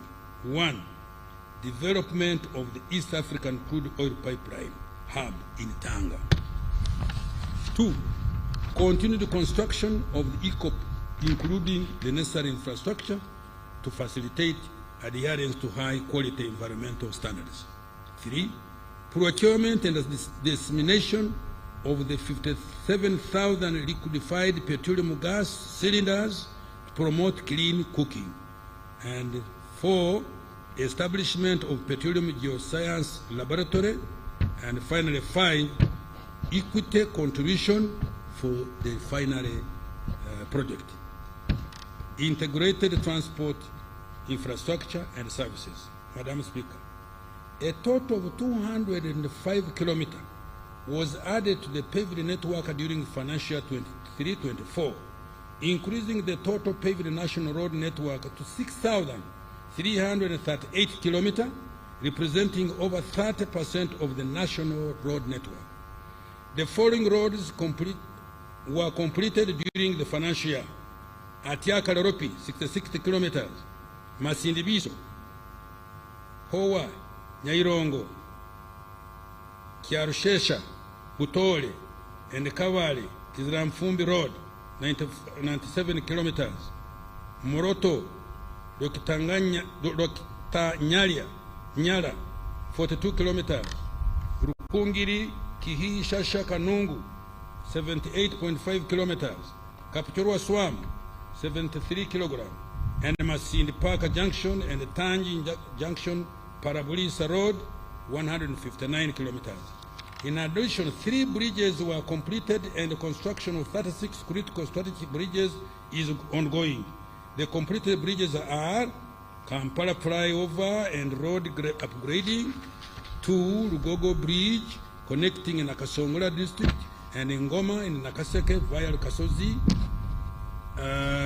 3 Saka Swamp crossing in Palisa. With regard to air transport, the following were accomplished during the year we are talking about. 1. 90% completion of Kabalega International Airport in Hoima. The remaining 10% comprises of critical air navigation, meteorological, communication, and airport operation facilities. 2. 90% completion of the expansion and rehabilitation of Entebbe International Airport, including modernization of the departures and arrival areas of the terminal building. 3. Maintenance of 3 aerodromes, including Arua, Gulu, Pakuba, Masindi, Lira, Kidepo, Moroto, Soroti, Tororo, Jinja, Mbarara, Kasese, and Kisoro.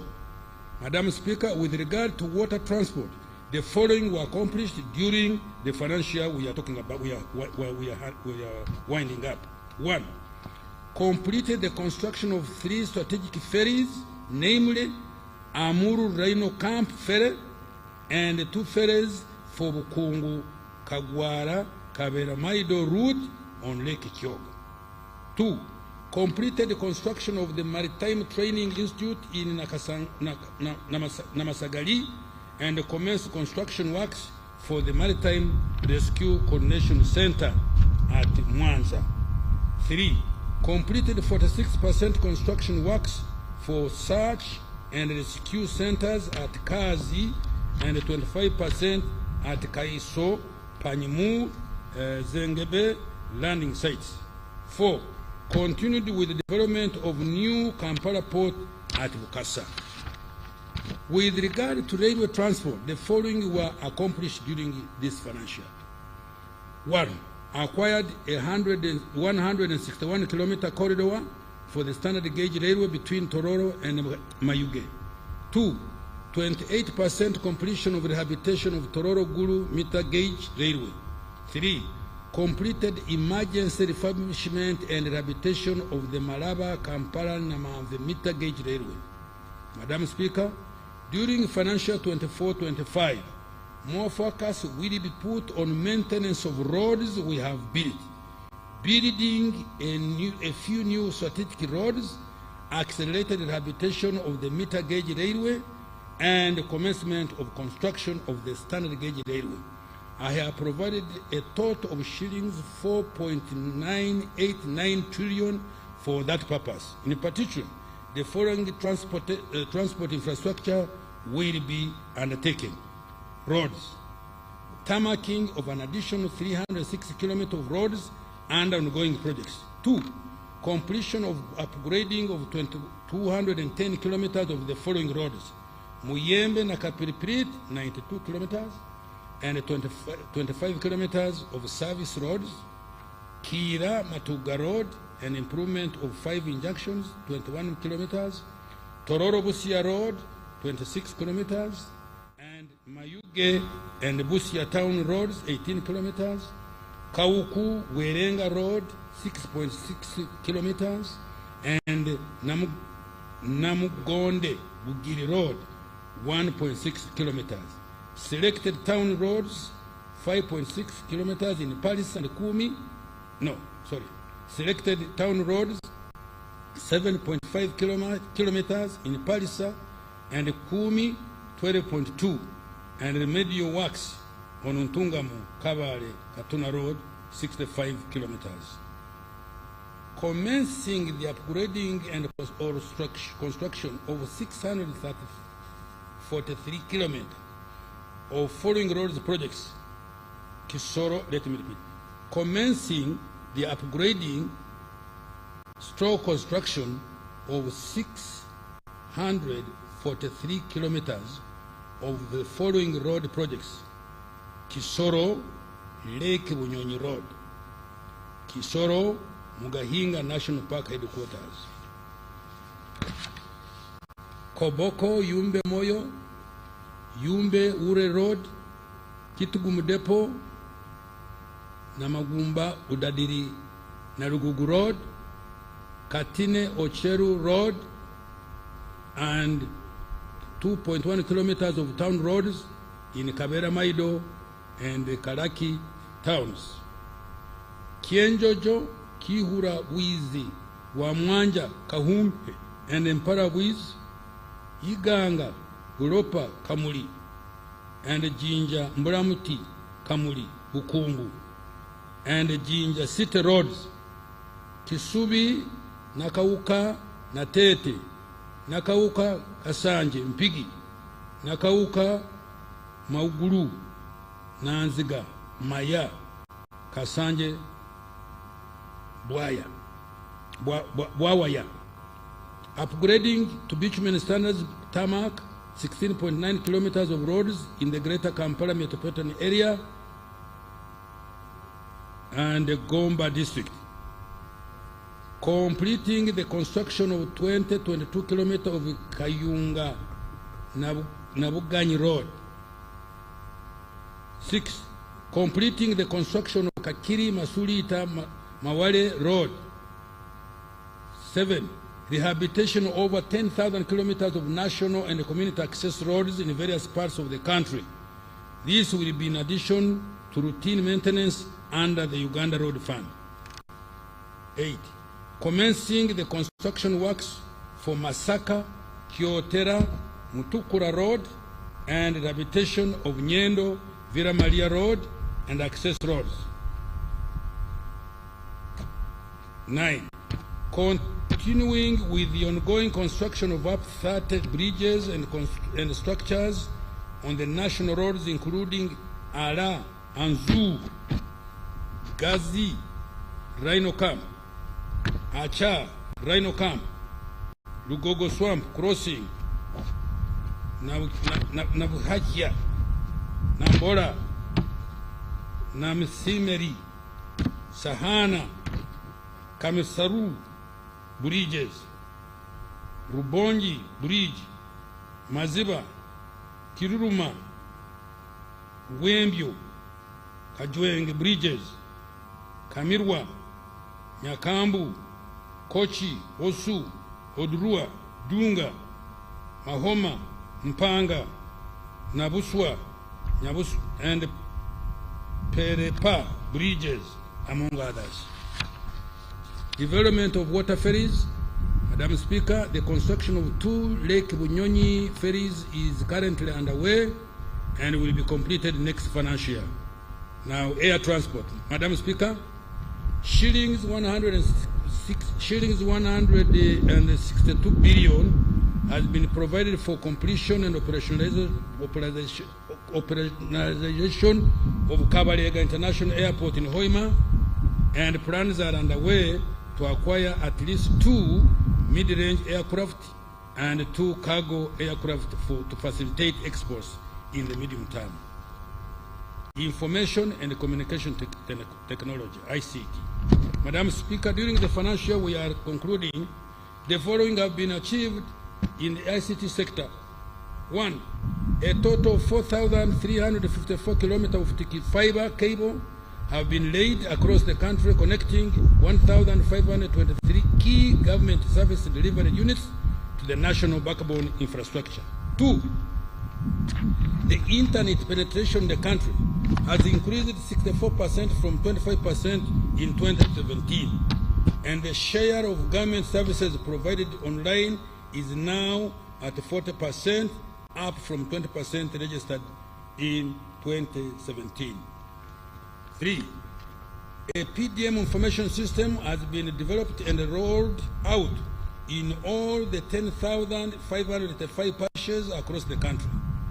Madam Speaker, next financial year, I have provided shillings 246 billion to continue developing the ICT and digital transformation through the following interventions.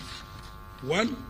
Further expansion of internet connectivity and digital infrastructure across the country. 2. Continuing the rollout of digital services across government to improve efficiency of service delivery and transparency and accountability. 3. Leveraging business process outsourcing and ICT to create employment opportunities for our young people. 4. Digital skilling to increase adoption of the digital services. And 5. Cyber security, data protection, and privacy. Energy development. Madam Speaker, the country's power generation capacity has increased by 600 megawatt from 1,376 megawatt to 1,978.1 megawatt, following the connection of Karuma Hydropower Dam to the national grid. The electricity transmission capacity has now increased to 4,218 kilometers of high voltage from 3,500 kilometers in 2020. In the next financial year, I have provided shillings 982.56 billion to undertake the following. 1. Increase access to electricity through grid expansion and connectivity projects. 2. More investment in construction of transmission and distribution networks targeting load centers to promote value addition. 3. Improving the quality of power supply through systematic operation and maintenance of existing power infrastructure. 4. Increasing access to clean energy by supporting clean cooking technologies. 5. Development of 5 microgrid power plants using wind and solar hybrid in Karamoja. And 6. Preparatory activities for the 8,400 megawatt nuclear power plant in Uyende district. Industrial development and manufacturing. Madam Speaker, in our 10-fold growth strategy, government is going to step up efforts to accelerate the diversification of the economy, add value to raw materials to boost exports, and import substitution to continue reducing our export and also build more basic industries to produce items that Ugandans use on a daily basis, such as sugar, soap, cooking oil, clothes, medicines, construction materials, etc. Our industrialization efforts are being undertaken mainly through the private sector, but with the state playing a de-risking role. Government, through the Uganda Development Corporation, is undertaking targeted investment in manufacturing capacity. During the financial year we are ending, the following investments have been undertaken by UDC to increase local manufacturing capacity. 1. The Atiaka Sugar Factory has acquired modern mechanized equipment for the sugarcane fields in Amuru and Ramo district and installed modern irrigation systems. 2. 4 tea factories have been supported to expand and process tea for both domestic market and export. These are Kayonza Growers Tea Factory, Kigezi Highland Tea Factory, Mabale Growers Tea Factory, and Mpanga Growers Tea Factory. Continued support to Mutuma Commercial Agencies Limited in Luka District to produce intermediary and final products such as surgical cotton, cotton cake, soap stock, and cotton seed oil. 4. Investment in Bukona Agro Processes Limited in Nyoya District to process cassava and cereals into ethanol for cooking. It produces 40,000 liters of ethanol per day. 5. Investment in Budadiri Arabic Coffee Mills Limited in Soronko District to process coffee for export. 6. Additional investment in Soroti Fruit Factory Limited that is processing 6 metric tons of fruit, mangoes, and oranges per hour into fruit concentrates and juice. And 7. UDC has also invested in the East African Medical Vitals Limited, manufacturers of examination and surgical gloves, to increase the company's production capacity to create jobs and also save the country foreign exchange through import substitution. Madam Speaker, government is also continuing to develop industrial parks to provide investors with required infrastructure and utilities. Work is in progress in Namamve Park with 190 companies operating, Liyoa Shen Park in Kapeka, 19 companies, Sino-Uganda Industrial Park in Mbale, 18 companies, Luzira Park, 11 companies, Weyogere Park, 8 companies, and MMP in Wikwe, 7 companies. Other operational industrial parks include Jinja, Soroti, Kasese, Mbarara, Tiatanga, Mukono Industrial Park. So far, over shilling 3.5 billion have been invested in these parks in the form of foreign direct investment. Over 266,812 direct and indirect jobs have so far been created. Security, good governance, and rule of law. Madam Speaker, peace and security, as well as the rule of law, are the foundation for all other things we aspire to achieve. It is the bedrock for socio-economic transformation, democracy, and all the human rights and freedoms we all cherish.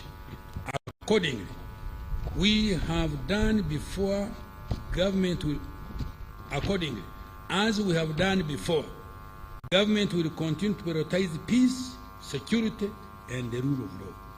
Next financial year, I have provided a total of 9.566 trillion, of which 481.4 billion is for administration of justice to ensure that Uganda remains a peaceful and accountable country with law-abiding citizens. Some of the priorities in these programs include security of person and property.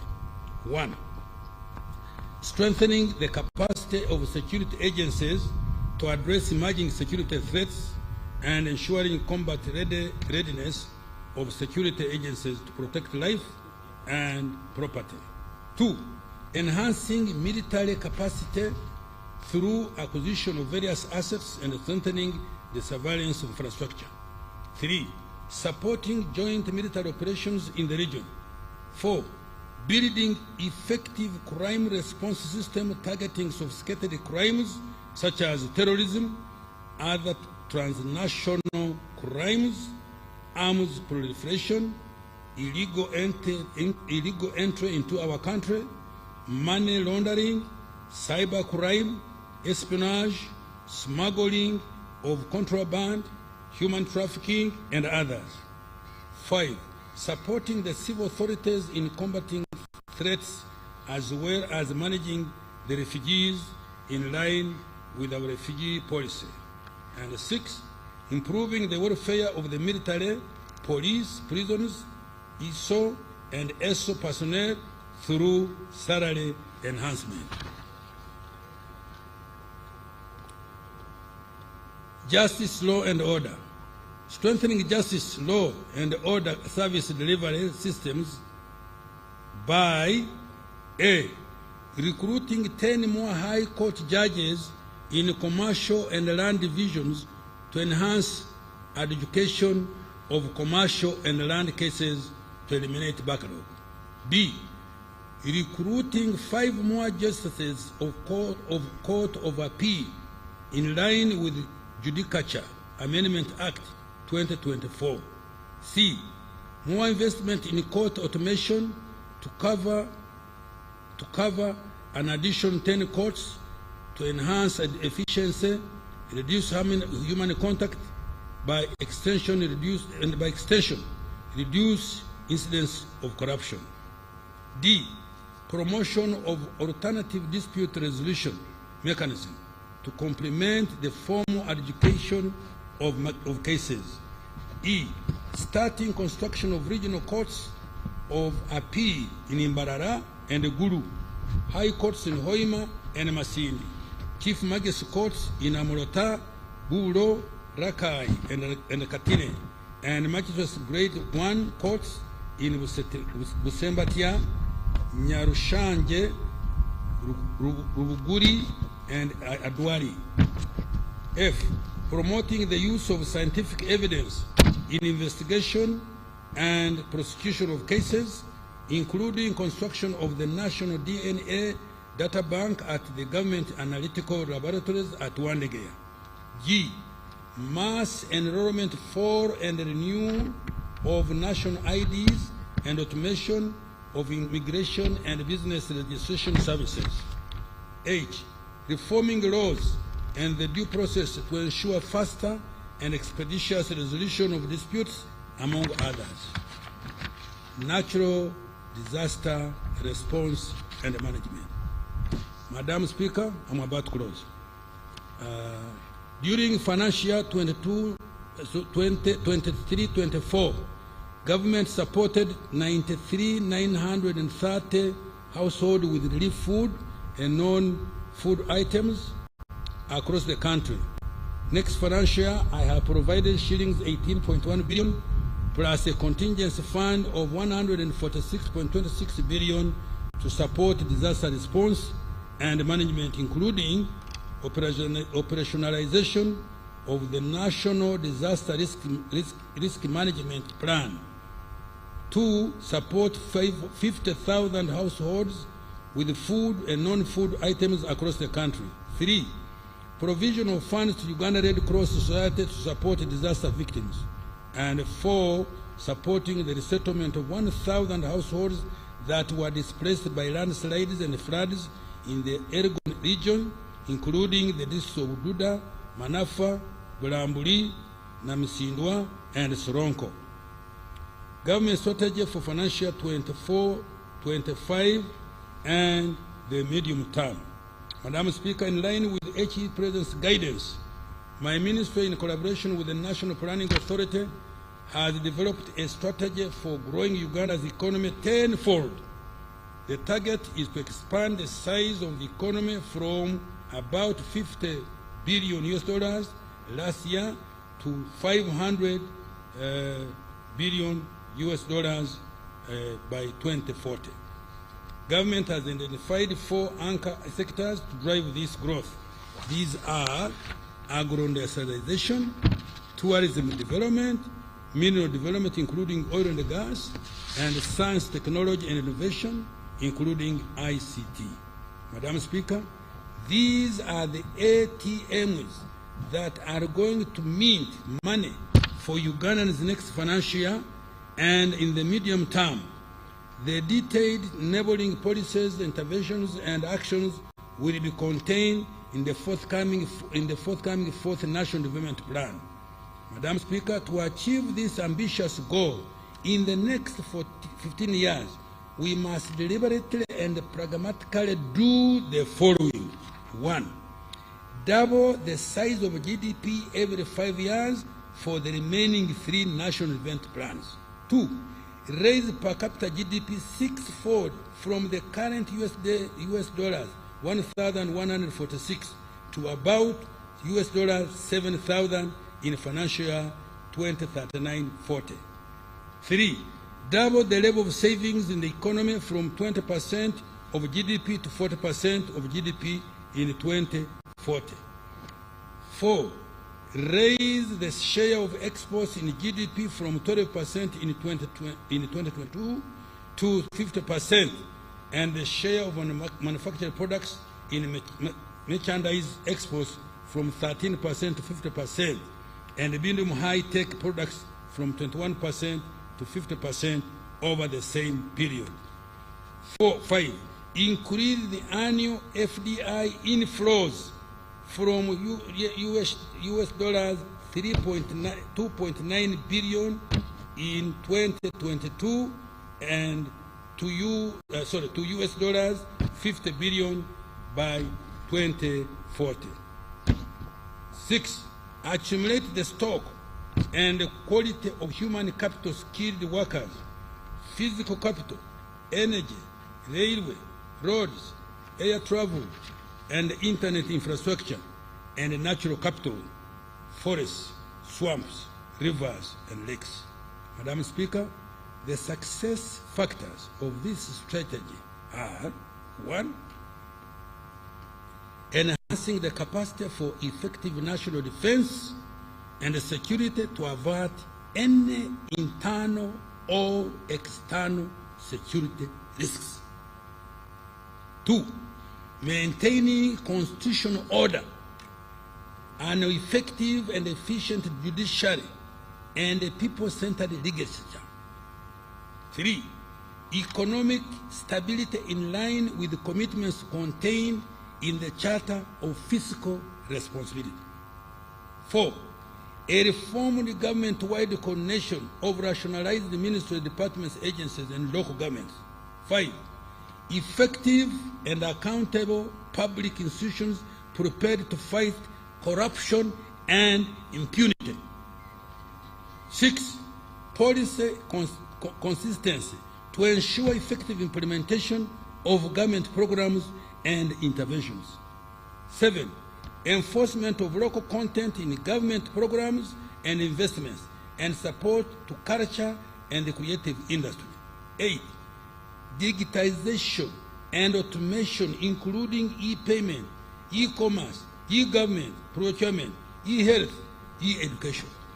9, support and take advantage of the full implementation of the East African Common Market and economic integration under the African Continental Free Trade Area. Now, financing and expenditure for the year we are entering, Madam Speaker, the total resource envelope for financial year 24-25 amounts to shillings 72 trillion 136 billion 504 million 253,466 shillings, of which total revenue is as detailed below. Domestic revenue amounts to 31.982 trillion, of which 29.366 trillion will be tax revenue and shilling 2.616 trillion will be non-tax revenue. 2, budget support, shillings 1.394 trillion. 3, domestic borrowing, shillings 8.968 trillion. 4, treasury bonds for settlement of government outstanding obligation to Bank of Uganda as at 30th June 2024, shillings 7.779 trillion. 5, domestic refinancing of maturing domestic debt, shillings 12.0022 trillion. 6, petroleum fund withdraw down, shillings 115.4 billion.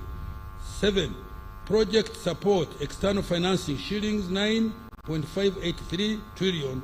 And 8, local government revenue collections, shillings 293.9 billion. Madam Speaker, the total government expenditure for financial year 24-25 is projected at shillings 72 trillion 136 billion 504 million 253,466 shillings trillion, of which the total appropriation is shillings 37.56 trillion and the total expenditure is 34.756 trillion. Wages and salaries are projected to amount 7.926 trillion, non-wage current expenditure to shilling 17.45 trillion. Development expenditure from own resources to shilling 6.152 trillion. External project financing shillings 9.584 trillion. Appropriation in aid to shillings 293.9 billion, while external debt repayment will amount to 3.149 trillion. Madam Speaker, I have attached the details of the resource envelope and expenditure allocation by vote for financial 24-25.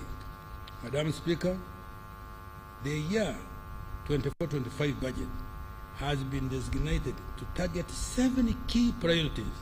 These are: 1, investing in the people of Uganda through education, health, water, sanitation, and hygiene, for which I have provided a total of 10.204 trillion. 2, peace and security of all persons in Uganda. I have allotted a total of 9.107 trillion, including a 25% enhancement of salaries of all security personnel at the rank of captain and below.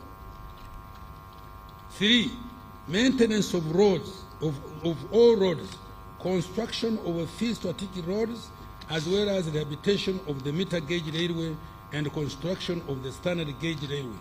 I have provided 4.989 trillion shillings for these. Investing in wealth creation initiatives, including commercial agriculture, value addition, UDB and UDC, the parish development model, Emioga, agriculture creative facility, tourism, science-based research and youth skilling, export promotion program, and the GROW project. I have allocated a total of 2.641 trillion Uganda shillings. 5, to facilitate electricity transmission, distribution, and utilization in existing energy stock, I have allocated 982.6 billion. 6, natural disasters contingency funding, to which I have allocated 146.1 billion. 7, our international commitment for regional and global partnership is 31.1 billion. Madam Speaker, the above priorities are in support of the anchor sectors that have been identified to drive rapid expansion of our economy. Approved sources of funding to finance the budget. Madam Speaker, following principles guided the preparation of financial 24-25 budget: strengthening domestic revenue mobilization by providing adequate funding to revenue-generating entities. 2, strengthening public finance management to ensure accountability and frugality and avoiding misuse of public resources. 3, repurposing of the budget high-impact economic growth areas. 4, improving efficiency in the execution of projects and other public investments. 5, borrowing for only strategic high-impact interventions. Madam Speaker, starting financial 24-25, accounting officers of revenue-generating entities will sign commitment contracts against the agreed revenue performance targets, upon which budget allocations have been made, in addition to the performance contracts they sign annually. Domestic revenue mobilization, Madam Speaker, to collect the projected revenue for financial 24-25 of 31.982 trillion, a mix of modest tax policy measures were proposed and approved by Cabinet and Parliament. These will be complemented by enhanced tax administration by Uganda Revenue Authority and rationalization of tax exemption in line with the domestic revenue mobilization strategy. Tax measures for financial 24-25, Madam Speaker, the following are the modest changes in taxes that were approved by Parliament to raise more revenue and or improve the budget environment. Excise duty. Imposition of excise duty on powdered beer at shillings 1,000 per kilogram. 2, imposition of excise duty at a rate of 0.5% of value withdrawals of money from other platforms other than mobile money. This does not apply to withdrawals from agent banking or banking halls. 3, increase excise duty on petrol by 100 per litre. 4, increase excise duty on diesel by shillings 100 per litre. 5, increase excise duty on imported wines from 80% or 8,000 shillings per litre to 100% or shillings 110,000, whichever is higher. 6C, imposition of excise duty on adhesives, grout, white cement and lime. The objective is to align the tax treatment of these products with that of cement. Value added tax, VAT. Madam Speaker, under VAT, the supply of electric motorcycles, vehicle manufactured and fabricated in Uganda, and their respective charging stations and batteries for electric motorbikes, charging stations and related services are exempt from tax. The objective is to facilitate the growth of e-mobility and affordability of electricity cars and motorcycles and protect the environment. Madam Speaker, as starting next financial year, the provision of taxable goods, services by an employer to an employee will attract VAT. Income tax, Madam Speaker, under the Income Tax Act, we provided incentives for the following. 1, we have exempted investors from tax capital gains arising from the sale of holdings in private equity or venture capital funds regulated by the Capital Market Authority. The intention is to incentivize private equity or venture capital investment in Uganda. 2, we have provided tax holidays on the income of a person who manufactures and fabricates electric motor vehicles, electric motorcycles, electric batteries, and electric vehicle charging equipment, as well as income of a person who develops, establishes, or operates a medical facility or hospital facility. 3, we have extended the waiver of penalties and interest on arrears outstanding by June 2023. This waiver will apply when the taxpayer pays between July and December this year. 4, we have also introduced a 10% withholding tax on commission paid to the banking agents and fintech agents, payment service providers. Tax administration measures. Madam Speaker, much of the anticipated additional revenues will be generated from compliance measures undertaken by URA. These include expanding URA presence and coverage by opening up 5 liaison offices. 2, strengthening the enforcement and the use of electronic fiscal receipt and the invoicing system, IFRIS, which was a battle recently, as you heard, and digital tax stamps and the rental tax solution. 3, strengthening the exchange of information with other tax authorities to combat illicit financial flows and under declaration. 4, strengthening enforcement interventions. Madam Speaker, I call upon all of you colleagues and fellow Ugandans to render URA and other revenue collecting institutions the necessary support to mobilize revenue required to meet the target for financial 24-25. We must raise more revenue and reduce reliance on borrowing and external grants.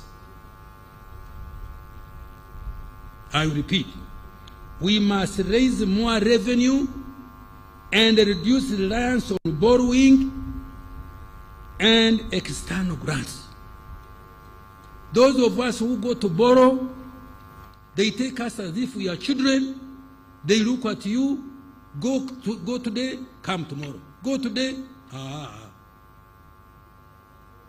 No, we should really take a decision so that we can at least get a reasonable percentage. Date, public desk. Madam Speaker, as at the end of December 2023, Uganda's total public debt stood at 93.3 trillion, equivalent to US dollars 24.69 billion. Of this amount, external debt was shillings 55.37 trillion, equivalent to US dollars 14.64 billion, while domestic debt was 38.01 trillion, equivalent to US dollars 10.5 billion. The public debt is projected at shillings 97.638 trillion, equivalent to US dollars 25.716 billion by 30th June this year.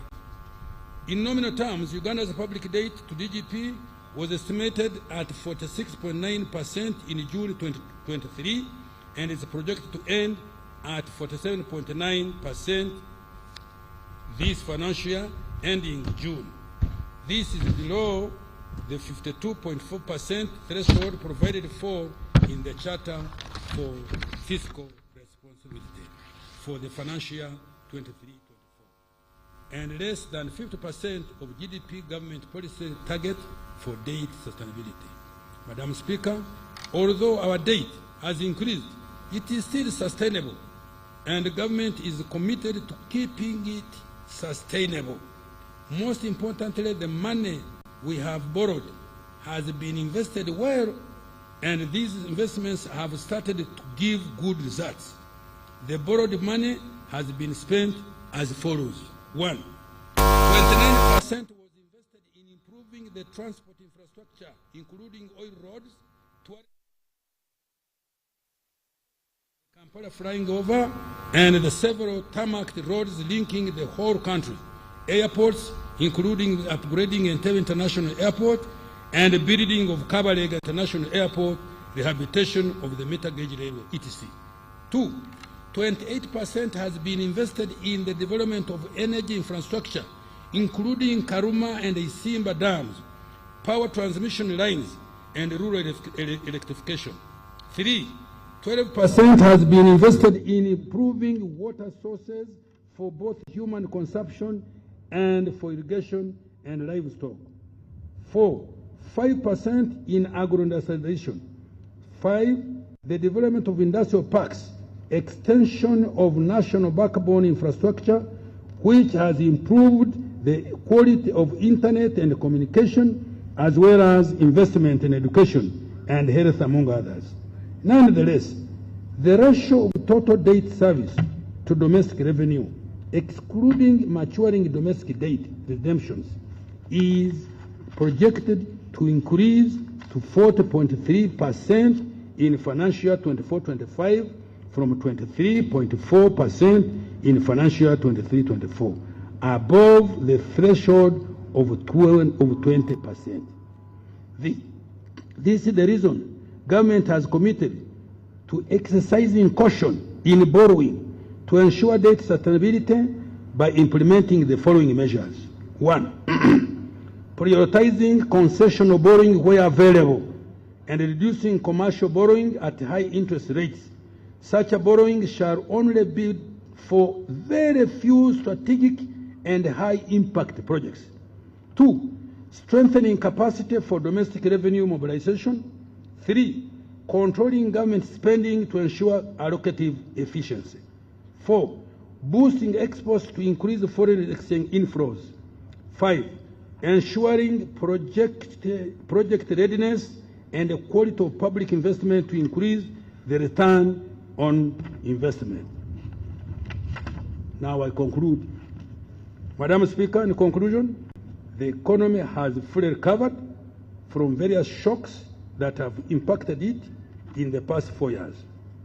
It is now poised to accelerate towards takeoff, powered by value addition to our agricultural raw materials and the abundant natural resources, growth in industry, tourism, and innovations by our scientists. This budget is greatly for Ugandans still stuck in the subsistence economy. Countrymen and women under this category take full advantage of PDM and other wealth creation funds, as well as other support services, to join the money economy in any of the 4 sectors: commercial agriculture, industry, services, or ICT. To the private sector, this budget is anchored on the 10-fold growth strategy. It presents to you a multitude of opportunities. It has invested in a number of interventions to further improve the business environment. The macroeconomy is stable. Infrastructure is improving.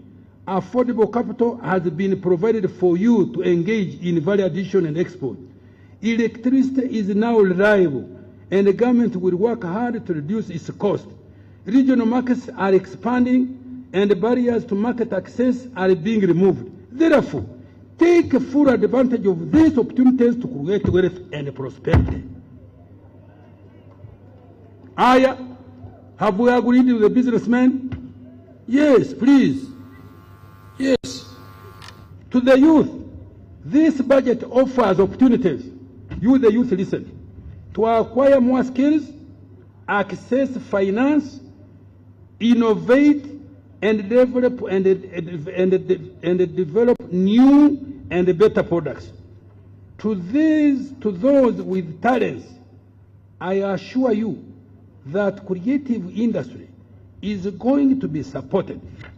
This budget is the beginning among many in the medium term intended to open up doors for you to escape unemployment by self-interested individuals and groups. Take full advantage of the opportunities to make money and live a productive and long life. Like some of us. To the women and mothers of the nation, the budget has provided funds to improve your health, to ensure that your children are born in safe hands, are immunized, sleep under mosquito nets, drink clean with safe water, and are educated in nearby schools for free. The budget has also allocated billions to support your businesses, however small they are now. To the elderly, persons with disabilities, and other vulnerable persons, wherever you are in this country, the budget offers several social safety nets, not only to shield you from poverty, but also to ensure that you can be productive and begin to live a decent life. To the gallant men and women in uniform, at the rank of captain and below, who are serving in the UPDF, in the Uganda police, in the Uganda prisons, in internal and external intelligence services, this budget contains the first installment of enhancement of your pay. Continue to serve your country and keep it as safe as you have already done. Happy belated Heroes Day.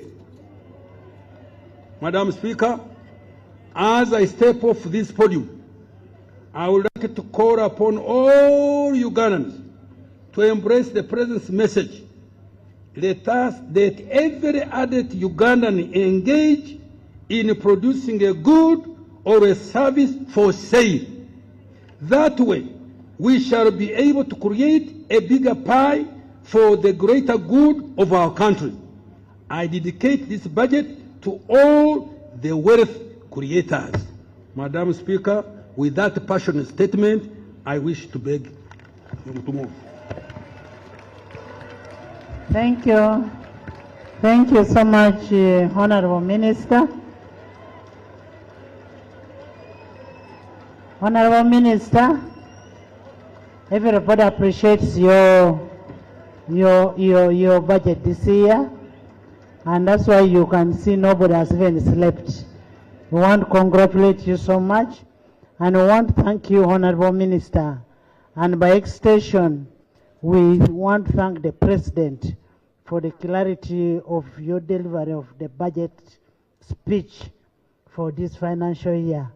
Thank you so much, Honorable Minister. Next. Remarks by His Excellency the President. Honorable members and distinguished guests, as I said, Honorable Kasaija was performing a delegated role. The Chief Minister of Finance now is going to give us briefs on his budget.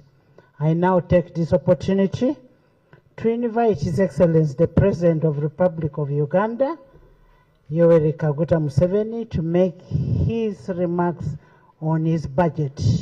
Welcome, Your Excellency.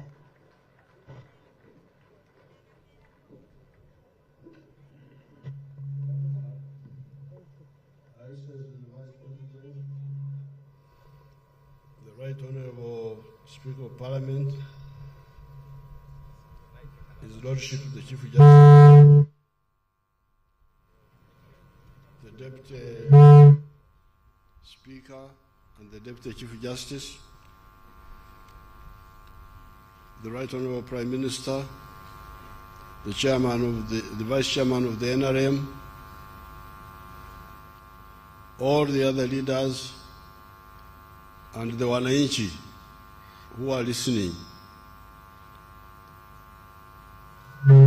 In the State of the Nation address recently, I reminded you of the 3 historical missions of the African Revolution. I reminded you of the 4 ideological principles of the NRM and of how the Ugandan economy has not only grown from US dollars 1.5 billion in 1986 to now US dollars 55 billion by the exchange rate method, but also to US dollars 180 billion by the PPP method. I think the economists should get time and explain to you this difference between GDP by the exchange rate method, which is what the Minister was talking about here, and GDP by the PPP method, the purchasing power parity method. The exchange rate method shrinks our economy because we are still importing items from abroad unnecessarily. We are importing unnecessarily. If you look at the size of our GDP by the PPP method, it is now 2 times the size of the South African economy when Mzee Mandela took over the leadership of that country in 1994. Because at that time, the GDP of South Africa was about 80 billion, 89 billion or something.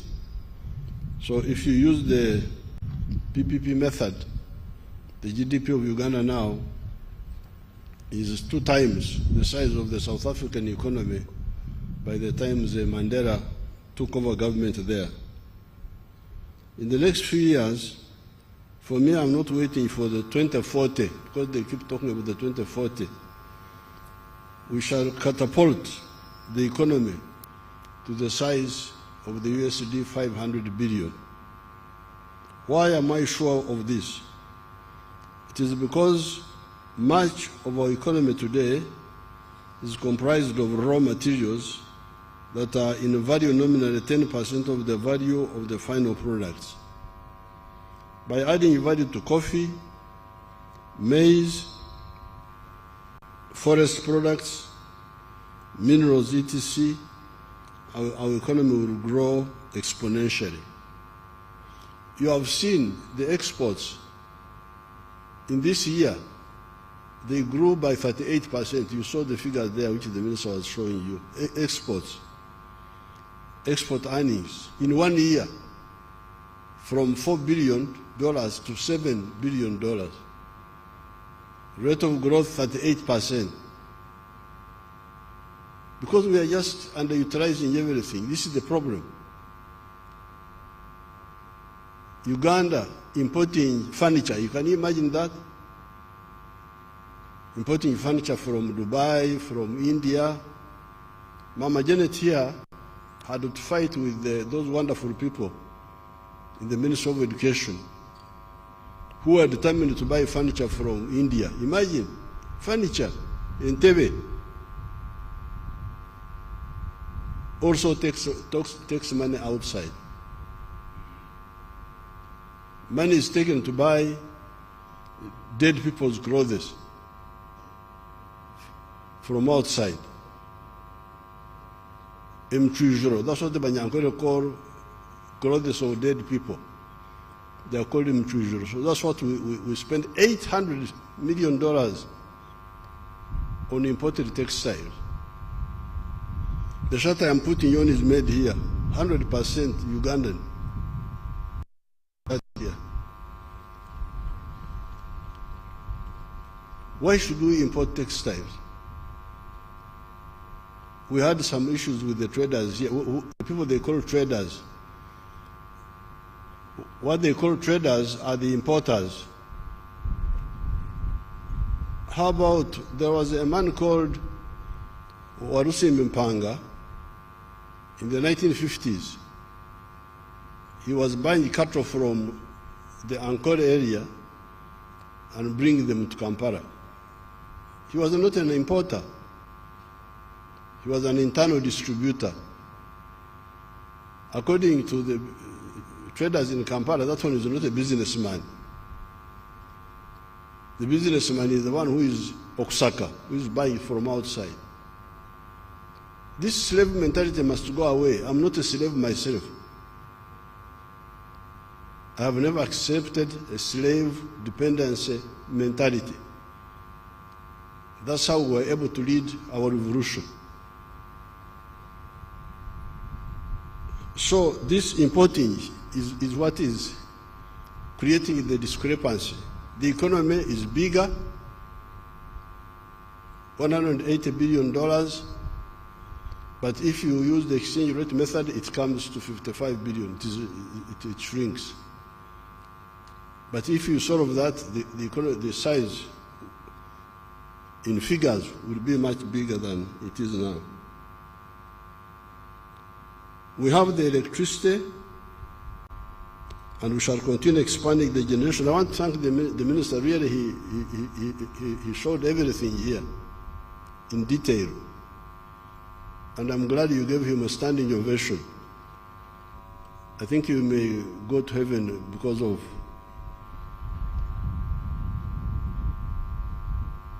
showing gratitude. Entasime Karachi. Entasime Karachi.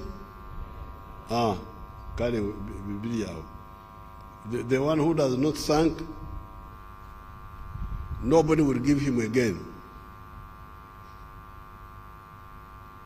We have the electricity, and we shall continue expanding the generation and the transmission. The private sector is the main engine of growth and transformation. We already have a well-educated population that is easy to skill and is also innovative. As you saw, the science, the knowledge economy, those are our young people who are doing all those scientific innovations. In order for the economy to grow, the only thing I can add on now, because I don't want to give a long speech, in order for the economy to grow even more, we need to be competitive in the products we produce. And the minister conveyed my message very emphatically, which I will repeat at the end of this short speech.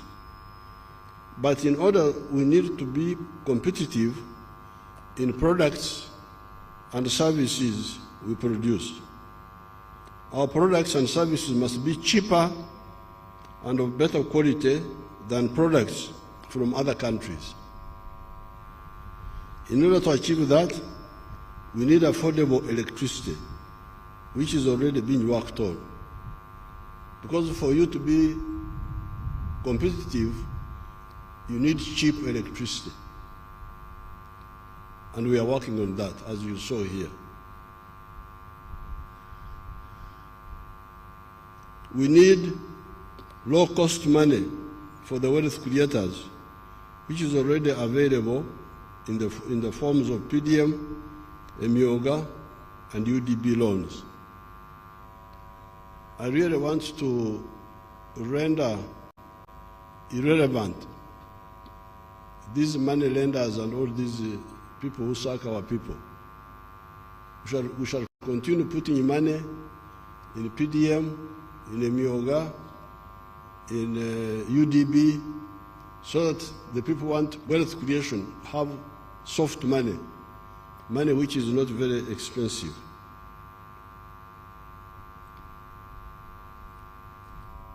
Labor, so we have electricity is going to be cheaper. Money for wealth creation will be cheaper. Labor is still not expensive. However, and those are the crucial factors when you are producing a good or a service. The cost of electricity, the cost of the money you borrow, the labor costs, the wages which are being paid, the salaries which are being paid to the workers. However, to further handle the issue of the cost of production that to render products and services competitive.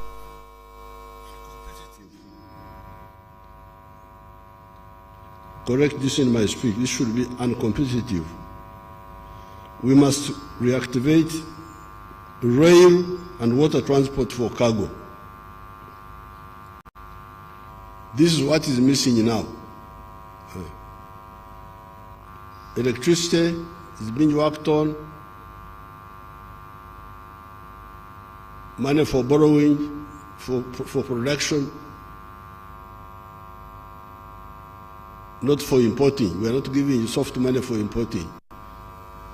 If you want to import, you go to the money lenders. You go to these other fellows, the commercial banks.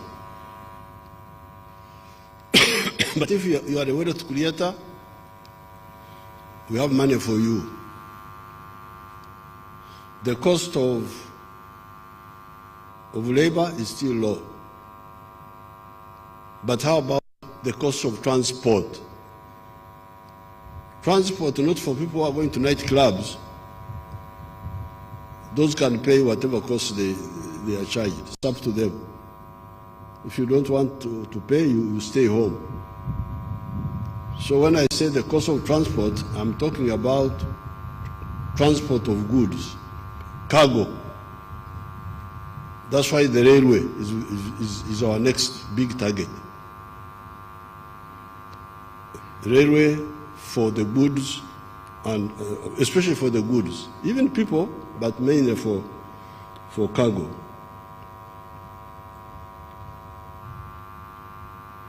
We must reactivate rail and water transport for cargo.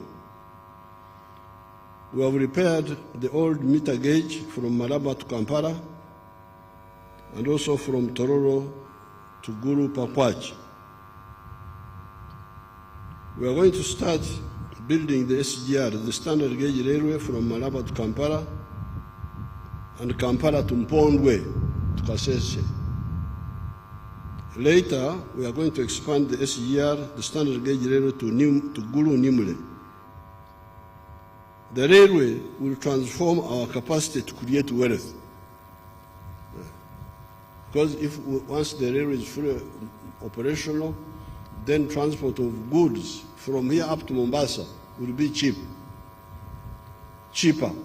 From here up to Dar es Salaam, from here up to South Sudan, from here up to Congo, it will be cheaper.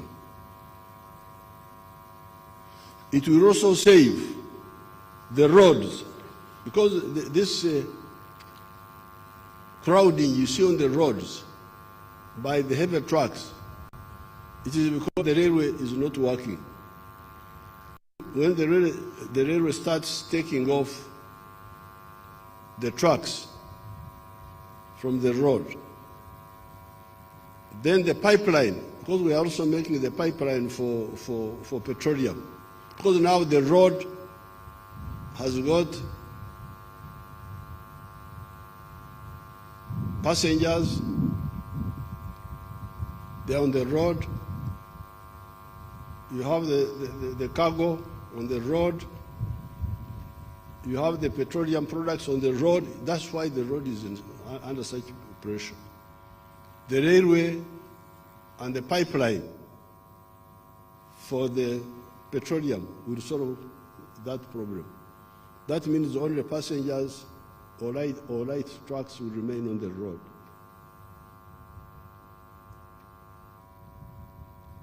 It will cause less pollution and consume less fuel. Because on the road you spend a lot of fuel stopping, because of the slow movement. We are moving forward on the issue of introducing electric cars and electric bodabodas, as you saw here. So, these are the two additional strategic interventions: the railway and the pipeline for the petroleum products. Now, the other strategic intervention we need to stabilize our economy forever is irrigation for agriculture. The minister talked a bit about it here, but we need to do more emphasis. Because, you know, we are lucky, we have rains, but sometimes the rains delay, or sometimes you have less rains. Then you get a crisis, lack of food. So in order to remove that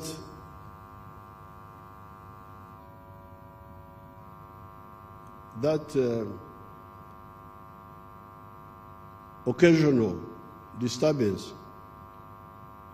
we must have supplementary agriculture arrangements. Much of the time we shall have the rains, but if the rains don't come, there is standby irrigation. With this, plus what I said in the State of the Nation address and what has been said in the budget, there is nothing that will impede us. Because you remember in the State of the Nation address, I addressed the issue of regional integration, solve the issue of the market. The NRM is a mission-led organization. We don't come into politics to improve our CVs. Former this, former that, please. We are not here to improve our CVs. No, please. We started fighting from the 1960s because we had historical missions. We had aims. That's why we cannot move. We must achieve these aims, and we have achieved them, as you can see. We have achieved some of them.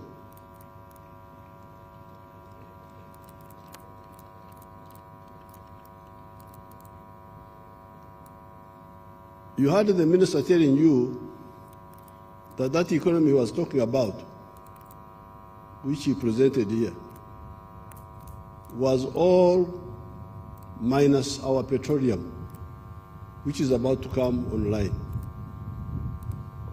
When that comes online, the story of Uganda will be a totally different one.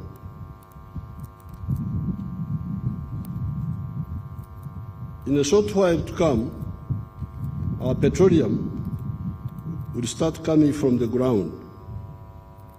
This will enable the government to earn an extra $2 billion per year, assuming today's prices. Even if the prices remain the way they are now, when our oil starts coming out of the ground, the government, not the whole economy, the government alone, will be having an extra $2 billion per annum. This is apart from other income streams for the country. This does not include the money to private groups and so on, but to the government. This oil money, this oil money will never be used for consumption. Who is in charge, we shall never use this oil money to import perfumes and whiskey and what have you. Never. It will never happen. It will only be used for infrastructure and science development. Therefore, strategic items like the railway and the irrigation will be funded by us directly. So this business of borrowing, of this and that, will stop. For the infrastructure, for the railway, the power stations, and the science infrastructure, we shall use this oil money to do that, but not to import those takatakas. No, those ones you continue the way you are doing now. People who do not bother to listen to our message keep talking of poverty, lack of jobs, etc. You had I'm very happy the minister and his staff, finance, are now finally capturing properly the message of the NRM.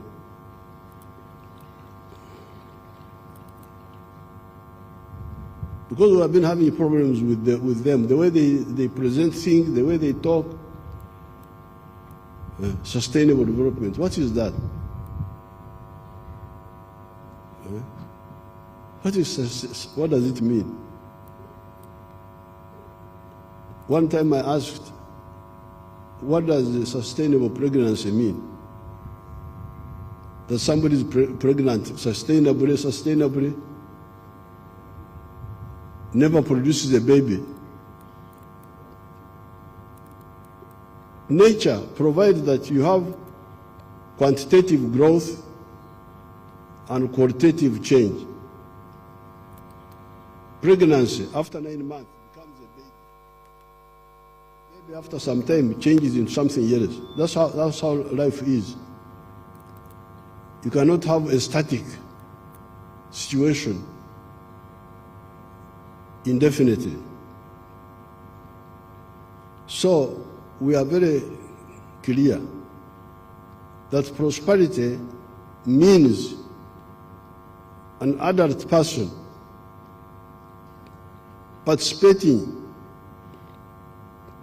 in producing a good or a service and selling it. And when we say participation, he may be the owner of the product, or he may be an employee, but he will participate in producing a good or a service and selling it. And if you do that with the Chibaro, with the proper mathematics, you will get prosperity. That's what I've been telling you. And we've been telling you, and the minister has now repeated emphatically, I'm very happy with finance now. I have nothing useful to add. And he has told you that the sectors where prosperity is are 4. Commercial agriculture with the Chibaro, Chura, Aymar, Otita, with the mathematics. Commercial agriculture. Secondly, manufacturing and artisanship. Thirdly, services. And fourthly, ICT. So in those areas, that's why you'll get prosperity. You should choose to go to be somewhere as a wealth creator or an employee of the wealth creator.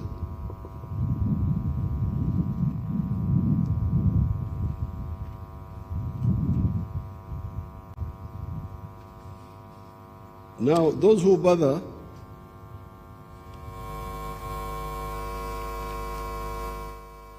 People who do not bother to listen to our messages keep talking of poverty, lack of jobs, etc. The 4 sectors of commercial agriculture, artisanship and manufacturing, services and ICT, if utilized in the manner recommended by the NRM ever since 1995, will create so many jobs that we will exceed the job levels of Uganda. Uganda doesn't have enough. Once we develop our full capacity, Uganda will not have enough workers. And by the way, this one happened during the time of the British, when they introduced a few activities here like coffee and cotton and sugar. That's how Africans from Rwanda, from Burundi, from South Sudan, that's how they came here. That small economy, money economy, or during the British time, created so many jobs that the internal people were not enough. That's why our brothers had to come from Rwanda, from Burundi, from South Sudan, to work here. So even now, if we all become wealth creators in the 4 sectors, there will be so many jobs. I've given the example of Mr. Nyakana in Fort Portal, using 1 acre to employ 15 people. And we calculated that if 7 million people did that, we would create more jobs than the whole population of Uganda now. But as of now, we already have 922,000 people employed in manufacturing. Show those factories again if you have them.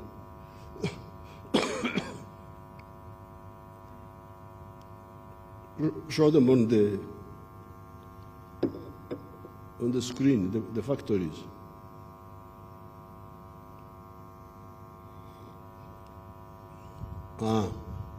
Those are now. These are all new factories. In 1986, we had only 80 factories. When we went to the UMA, Uganda Manufacturers Association, we now have more than 8,000 like those.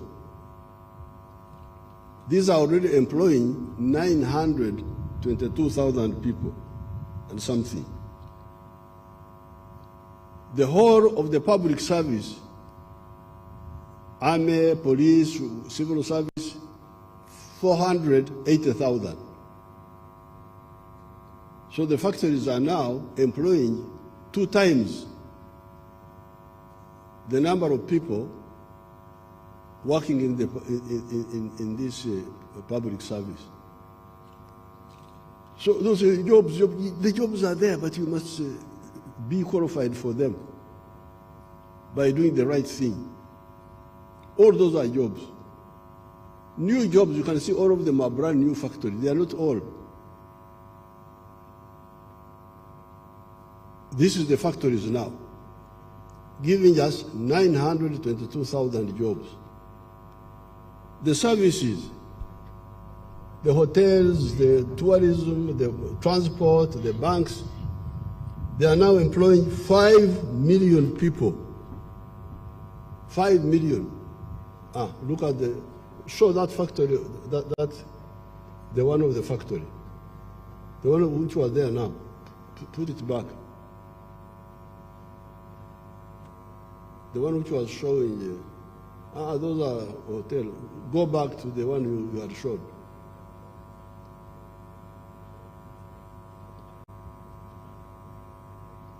Was a factory where workers were seated. No, there's another one which was bigger. There was a bigger one. Anyway, they are all the same. You can see how many people. Jobs are there. Look at that group now. Look at all those are young people. Jobs, just talking.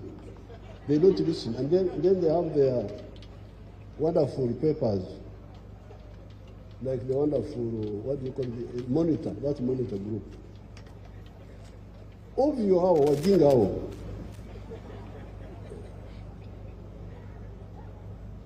They are like enemies of Africa. The other day, I saw them when they tested Karuma Power, 600 megawatts. I think there was some blackout or something. So they were celebrating in their paper monitor. Oh, you see, the network, the transmission network cannot handle the power. And I had had that opinion. It's very interesting to see how the enemies link up, enemies of Africa.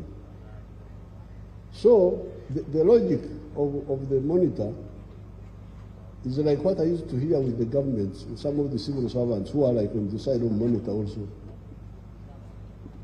They were saying, but if we have the power station at Karuma, how shall we evacuate the power? If you can't evacuate it, have the factories near there. They can all be around Karuma, nearby, if you don't have to carry it far away.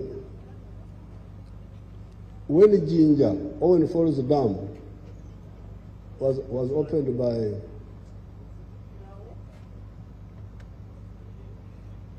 Queen Elizabeth in 1954, the electricity was only in Jinja. That's why the factory is concentrated there. The original factory. We didn't have electricity in Mbarara. We didn't have Kabari. We didn't have. But it was enough that it was in one part of Uganda, and all the factories congregated there. That's a step forward. If the electricity is there, if you can't distribute it far away, let the people use it from nearby. That's not a problem. That's a step forward. It's not something to mourn about and demonize.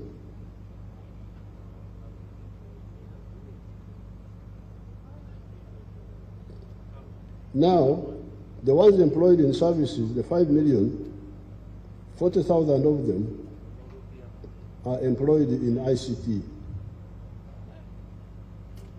Then 66,000 are employed in mining and quarrying. Now, this is just endozo. Endozo is a word for when somebody gives you something to taste. In Ntungamo, at the trading center, if you found the women selling local beer, you could say, Mbaze Mundoze, give me the Jaribu first, the taste, let me taste. He tastes this one, so it's not good. But by the time he has finished 6, he's drunk, and he says,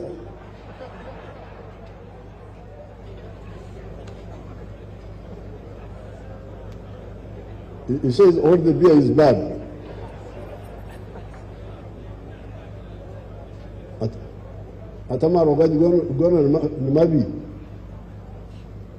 So here, what we are showing you, you show the hotels.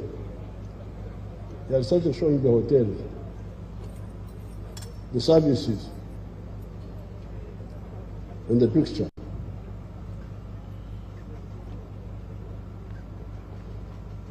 All those are employed people. And here in my small speech, I also have those pictures there.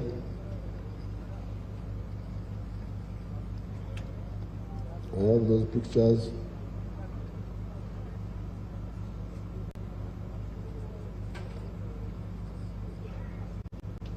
Therefore, I want to repeat what the minister said. Ugandans, wake up, work. The work, the wealth, the prosperity is in the 4 sectors: commercial agriculture, artisanship and manufacturing, services, and ICT. The capital to help you go into any of these sectors is already available in UDB, PDM, Emioga, etc. If the money which is there now is not enough, we can add more. But start. Now, the only remaining problem is corruption.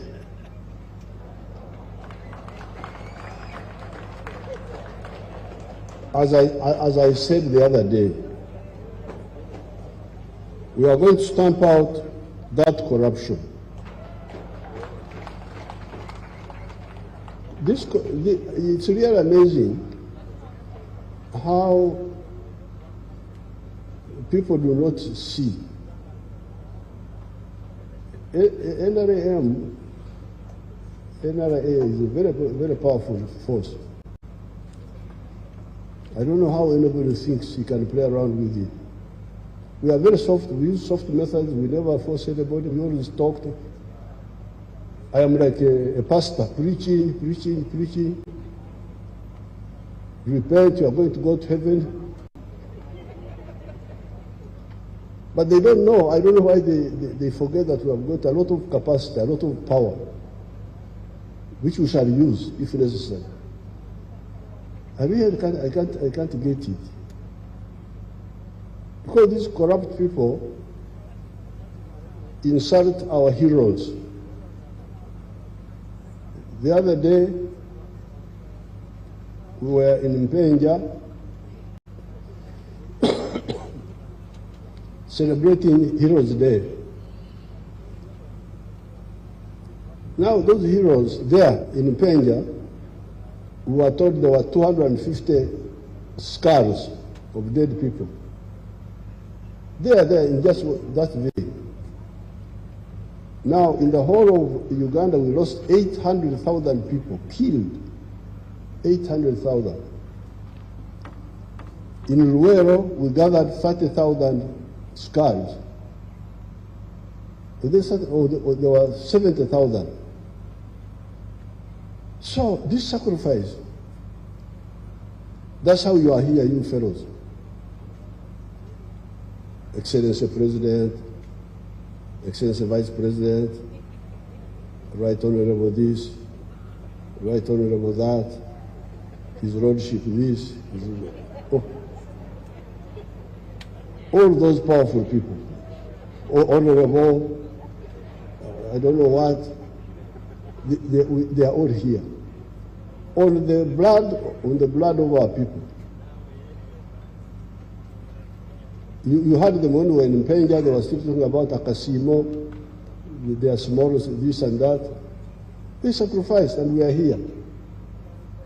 But you come, you get a chance to lead. Instead of helping people, now you start taking away the little which could help them. This is really amazing. Now, in so doing, you delegitimize yourselves, because you see, the Ugandans are very dangerous. When they see that you are not honest, they just leave you. But one day, they will get a chance to avenge on you. That's what happened with the groups we had here. When we got independence, all those young people, we were all young people. Mutesa was 39 years old, Obote was 35, Kakonge was 26 years old. They were all young people. Ibingira, Nechon, they were 28. They were all young people. Uganda was in their hands. Just free gift. But see what happened. Amin was 39. He was a young man. I was like their smaller brother. I was 18 that time myself. That's why I know all of them very well. But you could see how those young people messed themselves up and how they ended up. They lost legitimacy. So when we came on the scene, we had studied all this, and we could not afford this. Now, at that time, what we dealt with was the misbehavior of the army, because that was one of the biggest problems at that time. The army, Nantagambako, they have their word, this 1 inch of ours, Nantagambako. I don't know how you translate that. How do you translate it in English? The untouchable. The army was untouchable. But the Fronasa said no. For us, we can build a disciplined army. And we started, and the army was disciplined. Then in Semuto, 1982, 2 of our drunk boys went to the village and killed 3 villagers near Semuto. One of the boys was called Zabron.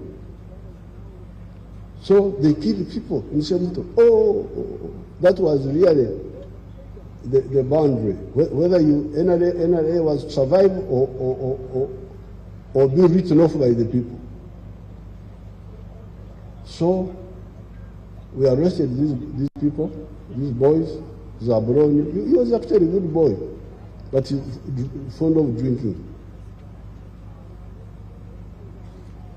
I didn't know him well, but I had not heard anything specifically bad about him. So we tried them.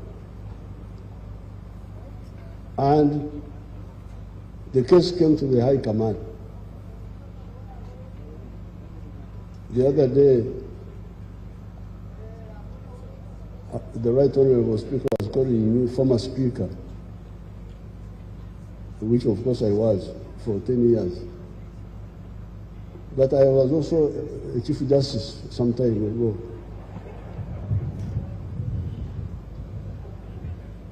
So, in the High Command, we had somebody who had studied law at Makerere,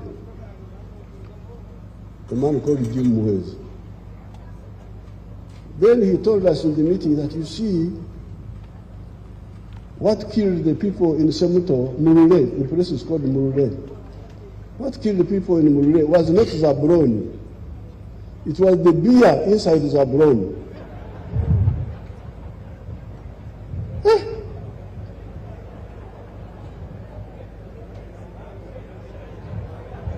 So what do we do now?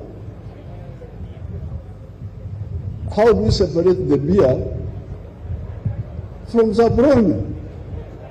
Because Zabron was a Chidomora carrying the beer which made him kill people. So what do? We had to shoot those children, those young people. Shoot them in public. This is how the NRA was built. Because when we did that, the Baganda said, Bano Barnamazima. And that was the end of all this group. UFM of Kaira, whether they were talking Buganda, or they were in those things. The Wananchi could not listen because they had seen Amazima. Intibano, Barnamazima. These are the people of the truth. So therefore, I want you people, especially with the Africans, justice of the wigs and all that, when you sit there, some of it is, for instance, with the African people, the problem of murder. You kill my brother, I must revenge. I'm duty bound to revenge or quarrel. Because if I don't, the spirits will kill me, of my brother. My brother's spirit, for whom I did not revenge, will go against me. So the only way you can escape revenge is Okaraba. You go back, and for the Africans, we have got restorative justice. It can be punitive, retributive, but it is also provides for restorative. To say, okay, please, don't revenge me. Let's sit down. One of our people killed your brother. Let us solve this. Like, for instance, I still have a date with the clan of the late Colonel Tengola Machodwogo. You remember he was killed by our soldier. I must make peace with the clan on behalf of the army. I must make peace with the clan. Otherwise, they will just keep quiet. You are powerful, you are president, excellency, what? Yes. But they will never forget. They will never forget. So, when I went there, I said we are going to do, the Banyankoro call it Okaraba. So, murder, rape, that is an unforgivable sin. It must be sorted out. It must be fully accountable. Other things like fighting in the bar, what, they mix up things. There are things which are very serious. Murder, rape, corruption now. Corruption is very dangerous.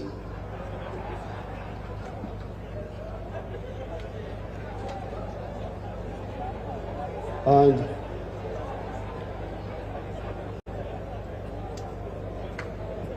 don't involve me in your struggles with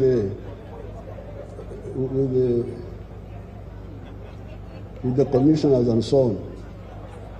Those are another matter. But corruption.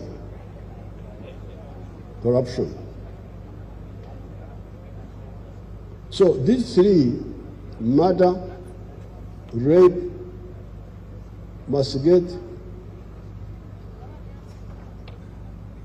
fully accounted for and promptly. So therefore, you should be very careful with some of these concepts. Some of them foreign, but some of them distorted. Like bail. You emphasize bail. Bail. Why do you emphasize bail? Why don't you emphasize trial so that you get the truth? That's what you should emphasize. Because when you talk of bail, you are playing in the hands of the enemy. The Banyankore will say, when the Banyankore said that, we are finished. He spent one night and came back. There was nothing, in other words. So he would not see your justice. You're talking justice that freedom in the constitution, what? That's not, that's a foreign concept. It's not our concept. Our concept is a dog that steals pays with its back. So you must handle it quickly and decisively. Those concepts are very dangerous because they separate us from the people. There is another one. There is another one which says, I can come to court and keep quiet. Really? that I keep quiet. The way I'm going to say, Ogrum Shuma, took a telejob gum. He's a thief, he has nothing to say. So I don't know how those people evolve those concepts. But please, here we should deal with our situation. Like we dealt with the issue of Zabroni. That's how the NRA was saved. Otherwise, it would have been finished. In Uganda, people would have lost confidence in us, and it would have been very difficult to recover. Because there we had a chance to show who we were, and we did it. And that's how the NRM was built up. So the NRM of today, please. First of all, I'm surprised that really people can dare what I hear, this one. But who do these people think they are? We are going to smash them. We have the capacity. Now that they have attracted our, because me, I never concentrate on those things myself. But now that they don't listen, we advise, you have now attracted our attention, our full attention, you will see. We shall crush this